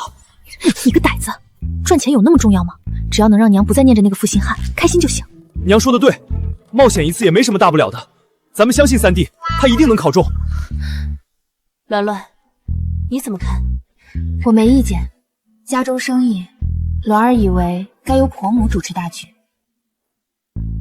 如此，此事就这么定下。不错，你猜的没错。经本王派去调查此事的暗卫汇报，龙威将军确实在10年前边境那场战役中身受重伤，失了忆。王伯父是从什么时候开始调查将军府之事的？早在得知你与秦夫人被传去京兆府问话之时，我便觉得此事蹊跷。看来黄夫妇对婆娘甚是怜惜。休要胡说。对了，本王的暗卫刚传来消息，赵芷怡去了宁香馆，约见谢国公。舅舅，他去找舅舅做什么？鸾儿，舅舅，你怎么在这儿啊？舅舅救我！把他丢到河里去，不许留下任何痕迹。鸾儿，你怎么了？黄夫妇，鸾儿都想起来了。说什么？裴少见到了裴家人？裴家人回京途中遇到了高手相助，我派出去的人全都被拦下来了。废物，这点小事都办不好！表兄，求你救救我，绝不能让裴笑知道真相，不然他一定会杀了我的。慌什么？当年为了确保他能彻底失忆，我特意找了鬼医为他医治。按鬼医的说法，他这辈子都不会记起过去的事。就算他心里再多怀疑，只要你咬死不承认，他没有任何证据，又能奈你？是。当年为了取得皇后的信任，稳固我们的权势，我亲手谋害了自己亲姐姐的女儿，付出了这么大的代价，绝不能半途而废。趁将军去秦歌德酒楼，夫人果然出府了，属下派人跟着，看她乔装打扮，进了平昌府的宁香馆。宁香馆，什么是真，什么是假？阿香，我记忆里的人到底是不是你？将军，府门外有人求见，说是有要事找您，我谁也不想见，让他们都滚！将军一个人躲在这里喝闷酒，难道就不想知道当年事情的真相吗？将军，属下无能，不知道他们是怎么闯进来的，属下这就把他们请出去。你们都退下吧。是。属下见过殿下，不知殿下和微草坛掌柜前来，所谓何事？这位是青鸾公主，失踪多年的青鸾公主，属下竟有眼不识泰山，冒犯了公主殿下。将军不必多礼，我和黄伯父今日前来是要告知你，当年你在边境身受重伤，醒来失忆之后，便遭人暗中算计。你如今身边的妻儿都是假的，他们接近你的目的只是为了掌控你，借你的龙威将军之位，稳固他们的政权。都是假的，都是假的。龙威将军，如果你愿意相信我们，我可以治好你的失忆之症。那就拜托殿下了，我要知道所有真相。龙威将军彻底恢复记忆，黄福父就不怕婆母被人抢走？秦夫人眼光没那么差。鸾儿，你想清楚了，明日要亲自上朝堂作证。当然，婆母常说善恶终有报，我要亲手把那些作恶多端的坏人抓起来，还所有人一个公道。有事起奏，无事退朝。陛下，臣有本启奏。臣要状告，10年前，臣于西北边境身负重伤，昏迷不醒之际，替臣诊治的大夫故意施针致臣失忆，求陛下为我主持公道。你可知那大夫是何人？回陛下，当年替臣诊病的大夫是谢国公请来的。陛下明鉴。当年裴将军在西北重伤，臣身为监军，心急如焚，特意寻访名医为其诊治，绝非有意要害将军。裴将军此言实属冤枉。谢国公莫急，不如先听其把话说完，再做辩解不迟。是。多亏摄政王殿下医术高超，昨日臣已将前尘幼事全部记起。国公爷于家乡替臣接来的妻儿及幼子，真是臣的妻儿幼子，是何处找来冒充的？此其二。第三问，臣想知道谢国公府的人为何会与臣的妻子常年于背后有联系，且操纵指挥将军府？国公爷如此做，目的究竟为何？一派胡言！裴骁，你有证据吗？休要血口喷人！恢复记忆了又如何？当年为我办事的鬼医，早就被我暗中派人刺杀了，死无对证。皇上，臣冤枉啊！臣若要害龙威将军，当年不管他，他早死于西北战场中。至于臣派人去家乡接他的娘子及幼儿，有人冒充一事，是臣万万想不到的。那将军夫人与国公府的人常年有联系，你怎么解释？此事是臣派属下亲信去办的，那个属下竟与他夫人有牵扯，这些臣都不知情。臣恳请陛下查清此事，还臣清白。臣的姐姐自小教臣做人要刚直不阿，心怀善念，臣岂会做出于背后操纵将军府之事？这着实冤枉。你没有脸提我的母后。你没死，当年明明已经把他丢进河里了，怎么会还活着？鸾儿，朕的鸾儿！微臣见过公主殿下，公主殿下千岁千岁千岁。这是青鸾公主。青鸾公主不是失踪多年了吗？如今突然出现，难道她的失踪也和谢国公有关？诸位大臣请起。父皇，儿臣今日前来是要揭穿谢国公的真面目。他不仅暗中操纵将军府，构陷谋害龙威将军，更是当年谋害儿臣致儿臣失踪多年的真凶。不是这样的，鸾儿，你是不是记错了？我是你的亲舅舅，怎会谋害于你？亲舅舅，你也配？当年在京郊避暑山庄，就是你派暗卫将我掳走，扔进河里。谢国公，你好大的胆子！这在你史家不保，念在你姐姐的情分，对你百般纵容，竟如此狼子野心，还有何话可说？来人！谢国公谋害公主，构陷大臣，意图不轨，罪证确凿，即刻废除谢国公爵位，打入秋后天牢。遵旨！遵旨！谢陛下为儿臣，为龙威将军，也为所有被牵连之人主持公道。是朕没有保护好你，让你在外受了这么多年的苦。往后有朕在，无人再敢伤害你。鸾儿可愿回宫，重拾公主身份？父皇，儿臣现已嫁入裴家，还不知如何向婆母和夫君交代我的真实身份，恐惊扰了他们。陛下，本王有个提议，不如等裴叔航考中功名之后，再正式公布栾儿的身份，一来不耽误裴叔航应考，二来也能给栾儿一点时间。皇兄所言极是，就按你说的办。裴兄，春闱放榜在即，你可要押裴叔恒中头名会员？中头名会员？裴叔恒一个泥腿子农户子出身的，是什么竟让他狂妄至此？我出500两银子买国子监赵怀池赵世子营。裴叔恒此人最好祈祷真能夺得头名会员，不然以1赔10的概率，这酒楼要赔我5000两银子。我等且看着这酒楼是如何将底裤赔穿的。裴兄说的有道理，那我也买200两，押赵世子营，以1搏10。放榜成绩出来，我也能从这酒楼赚个1800两银子。娘这一开庄，酒楼生意倒是好的不得了，就是不知道这段时日因开庄赚来的银子，放榜后够不够赔的。林娘子放心，那位是龙威将军府的2公子裴恒，我的前小叔父，他今日这般做，估计是为将军府出头来的。出什么头？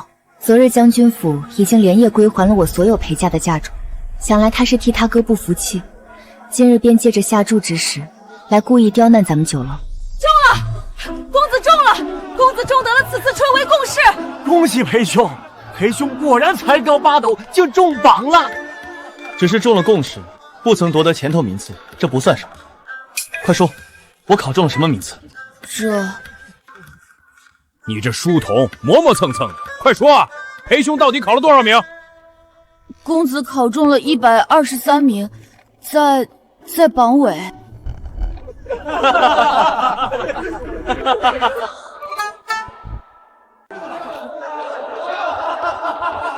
你笑什么？别以为我不知道你在笑我。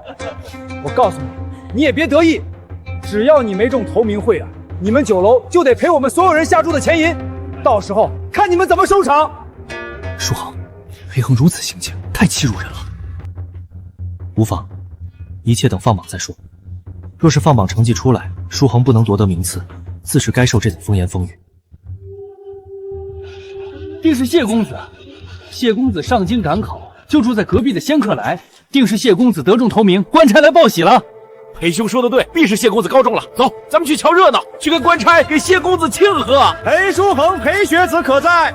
裴学子夺得此次春侯头名会员，我等奉官府之命前来报喜来喽！你说什么？真是裴叔恒夺得头名会员？不可能，绝对不可能！你谁啊？我等是来给裴叔恒、裴学子报喜的，你赶紧走，别耽误我们办事儿。裴学子在这儿。诸位官差大人，夺得头名的裴叔恒学子在此，恭喜裴公子，贺喜裴公子高中进士。裴恒可在？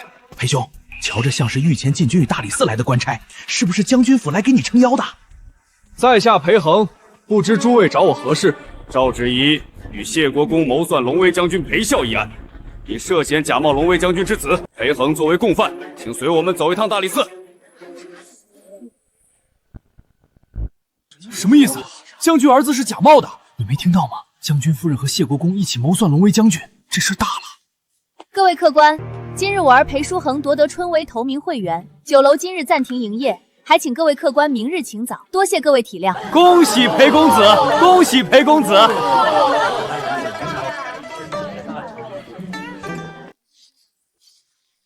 阿郎，我去趟微草堂，将喜欢告诉大哥他们。娘子，我考上了，恭喜夫君！夫君10年寒窗，日夜苦读，所求的便是这一刻。鸾儿知道以夫君的才名，必然能考中，只是万万没想到，夫君竟一举夺得了春闱头名，真是太好了！裴公子太厉害了！春闱各州府学子济济于京，公子竟能杀出重围，夺得头名。确实还可以，没白吃我做的饭。老夫人这回可真是干了一票大的。如今公子高中，京中的钱财可都尽汇于咱们酒楼了。可惜，这么一大笔银子守不住的。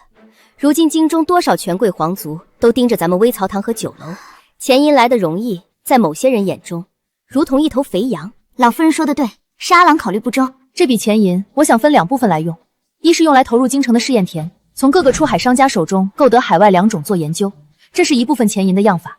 取之于民，用之于民。另一部分钱银用来建女子学堂，还有慈幼院。这个法子好。既然大家同意，那就这么办。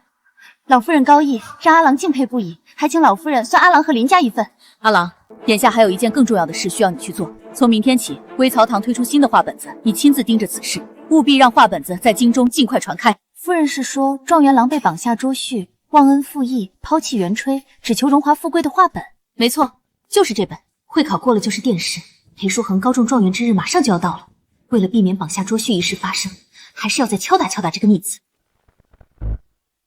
太气人了！这书中的状元郎真是个白眼狼，娘子陪他吃了那么多苦，省吃俭用供他读书，他倒好，高中状元就翻脸不认人，抛妻弃子去攀附郡主。就是，依我看这状元郎头上绿一役，替人当冤大头养孩子的结局都清了，应当被阉割了才解气。对了，就这么传，我倒要看看过几日殿试结束，这京中还有谁敢绑下捉婿。阿香，他来干什么？快看，门口那位是不是龙威将军？没错，就是他。我听说之前将军府的那位夫人，还有那2个公子，全都是假冒的。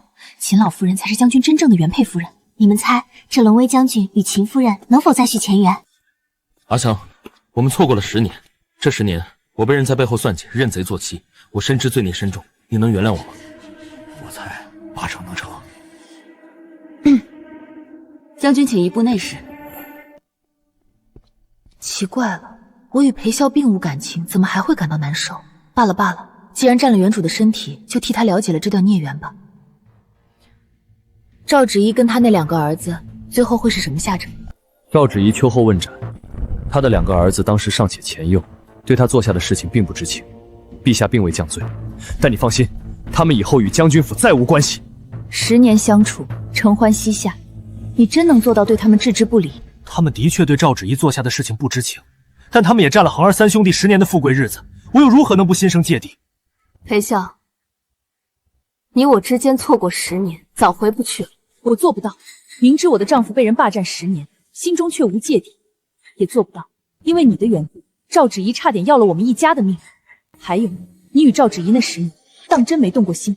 我以为是你，阿香，我心里有个声音要对阿香好。那10年便罢，可是当我这个阿香站在你面前，你不也没认出来？裴笑，我最无法原谅之事，是当日书恒写拜帖上门求你，你任着赵芷怡出言侮辱他，他以我与鸾儿性命要挟，让他不能科举，滚出京城。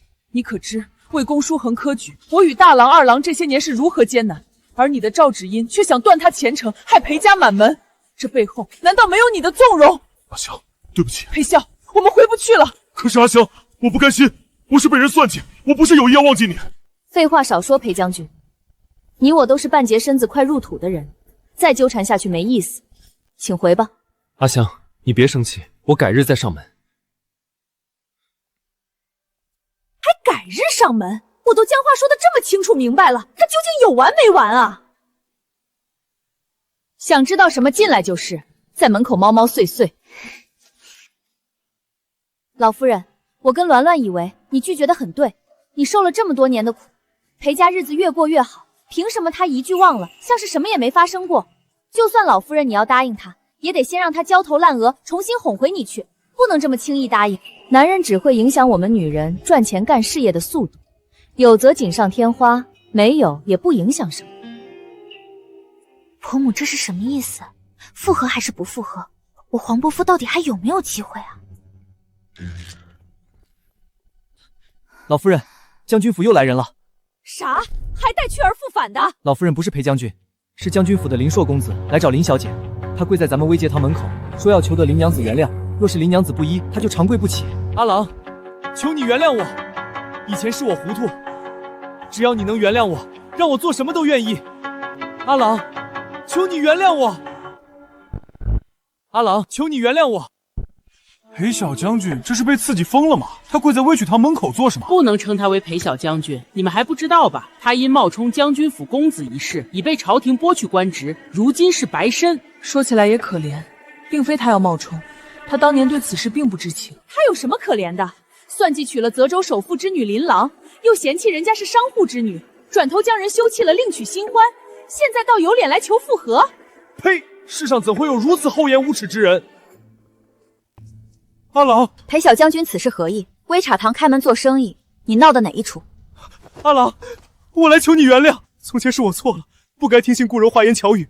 自被赶出将军府后，那个女人卷走我身上仅剩有钱银跑路了。反观阿郎你，加入将军府3年，哪怕新婚夜你我不曾圆房，哪怕我常年征战沙场，你依然替我将府里打理得井井有条。阿郎，我如今知道错了，我想与你重新来过。打住！你的意思是，你被赶出将军府，被顾柔抛弃了，如今什么也不是了。你想起我们阿郎的好，所以要与阿郎从头再过，人怎么可以这么无耻？你一纸休书将他赶出府时，可有想过这世道与女子本就不易？阿郎被休弃回娘家，要遭受多少流言蜚语，他又是如何熬过来的？若非老夫人写的话本，这世上早没有我琳琅了。你当真是悔过了吗？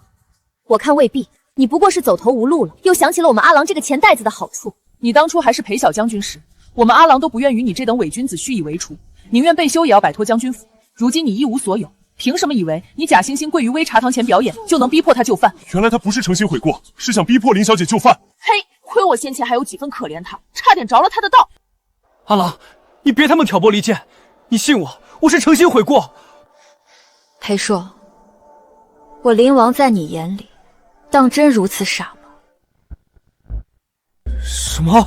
你当真以为你跪于微茶堂前逼迫我就范这等微末伎俩，我会看不穿？我不过想看看你落魄时如同落水狗般是何等的丑态毕露。现在看完了，你可以滚了。大哥，你怎可如此？哥，快起来吧，跟我离开这儿，别再在这里丢人现眼了。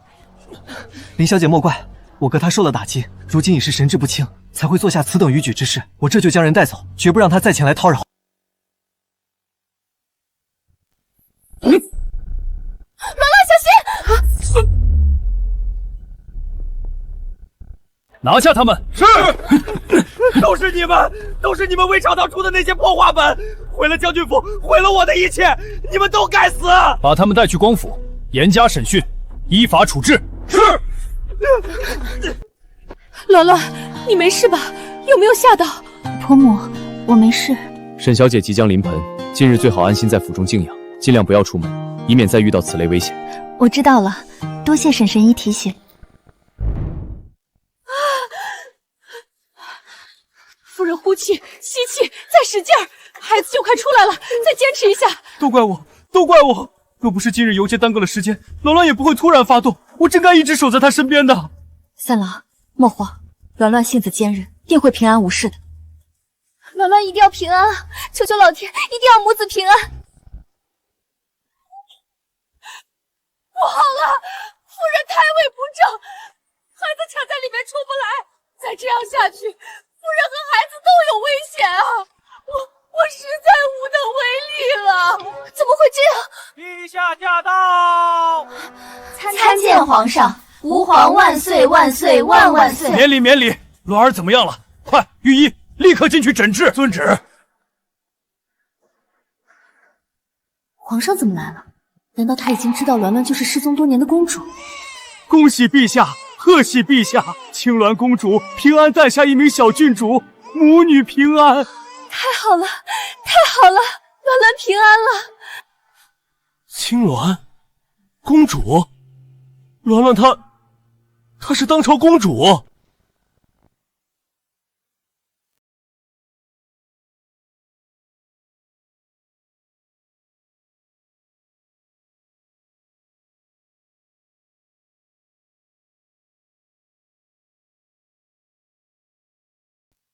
这是什么情况？我去！他怎么在这儿？沈神医，你看什么呢？这般出神。裴笑来得正好。秦夫人，裴笑，阿香，今日殿试，你于此处值守，应是奉圣令维持秩序，保证应考学子安全，可是如此？正是如此。那好，有人要算计应考学子裴书恒，你管也不管？自然是要管的。阿香，是谁要算计书恒？长宁侯府赵敬书，他要算计书恒，绑下捉区。赵敬熙，他不是被长宁侯禁足了吗？怎还敢算计书恒？阿香放心，我定不会让他得逞。阿香，一会儿值守结束，让我送你回微草堂可好？不必了，裴将军。阿香与我同来的，裴将军不必费心。是。来了！快看，裴状元骑着马过来了！一会儿我扑过去抱住舒涵哥哥，言他夺了我的清白，你即刻上前帮忙将人拦住。等以后我做状元娘子，少不了你好处。小姐，这能行吗？裴学子已经娶亲了。废什么话！我就瞧中裴舒涵了，嫁入状元府做嫔妻也好。你若敢不听令行事，我就回府告诉父亲，是你撺掇我来绑架捉俏。是。舒涵哥哥，我来了！你可记得上京路上你与我春风一度？有人要对状元郎图谋不轨，拿刺客！刺客已落网，惊扰各位。荷儿看我了。娘，沈神医，皇上已钦点舒恒为金科状元。甚好。不好了，鸾鸾要生产了！这是什么情况？我去！他怎么在这儿？沈神医，你看什么呢？这般出神。裴笑来得正好。秦夫人。裴笑。阿香。今日殿试，你于此处值守，应是奉圣令维持秩序，保证应考学子安全，可是如此？正是如此。那好，有人要算计应考学子裴书恒，你管也不管？自然是要管的。阿香，是谁要算计舒恒？长宁侯府赵敬书，他要算计舒恒，绑下捉屈。赵敬熙，他不是被长宁侯禁足了吗？怎还敢算计舒恒？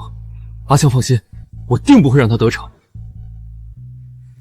阿香，一会儿值守结束，让我送你回微草堂可好？不必了，裴将军。阿香与我同来的，裴将军不必费心。是。来了！快看，裴状元骑着马过来了！一会儿我扑过去抱住舒涵哥哥，言他夺了我的清白，你即刻上前帮忙将人拦住。等以后我做状元娘子，少不了你好处。小姐，这能行吗？裴学子已经娶亲了。废什么话！我就瞧中裴舒涵了，嫁入状元府做嫔妻也好。你若敢不听令行事，我就回府告诉父亲，是你撺掇我来绑架捉俏。是。舒涵哥哥，我来了！你可记得上京路上你与我春风一度？有人要对状元郎图谋不轨，拿刺客！刺客已落网，惊扰各位。荷儿看我了。娘，沈神医，皇上已钦点舒恒为金科状元。甚好。不好了，鸾鸾要生产了！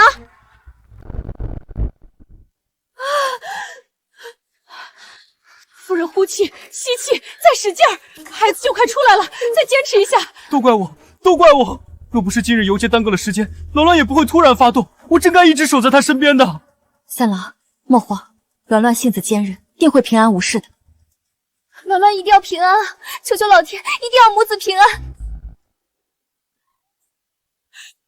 不好了，夫人胎位不正，孩子卡在里面出不来，再这样下去，夫人和孩子都有危险啊！我实在无能为力了。怎么会这样？陛下驾到！参见皇上，吾皇万岁万岁万万岁！免礼。鸾儿怎么样了？快，御医，立刻进去诊治。遵旨。皇上怎么来了？难道他已经知道鸾鸾就是失踪多年的公主？恭喜陛下，贺喜陛下！青鸾公主平安诞下一名小郡主，母女平安。太好了，鸾鸾平安了。青鸾公主，鸾鸾她是当朝公主。这小家伙长得真可爱，跟鸾鸾简直一模一样。娘，你是不是也早就知道娘子是公主一事？也就比你早知道一点点吧。夫君，对不起，我不是故意瞒着你和婆母的，我实在是不知如何开口。如今娘子贵为公主，在娘子心里，为夫可还是排第一位。夫君一直对鸾儿有误解，在鸾儿心里，夫君从来不是排第一位，婆娘才是第一，夫君排第二。如今有了彻儿，夫君排第三了。啊，为夫连个小家伙都比不上了。你们在说什么呢？笑得这么开心。黄伯父，你来啦！黄伯父，黄伯父，秦夫人，今日便重新认识一下，我是当朝摄政王沈景耀。沈神医居然是摄政王，我记得原书里没有这一茬啊！黄夫妇，你快说啊！再不说婆母娇被龙威将军抢走了。如今小辈的事已了，不知秦夫人可愿和本王一起游历江南？我愿意。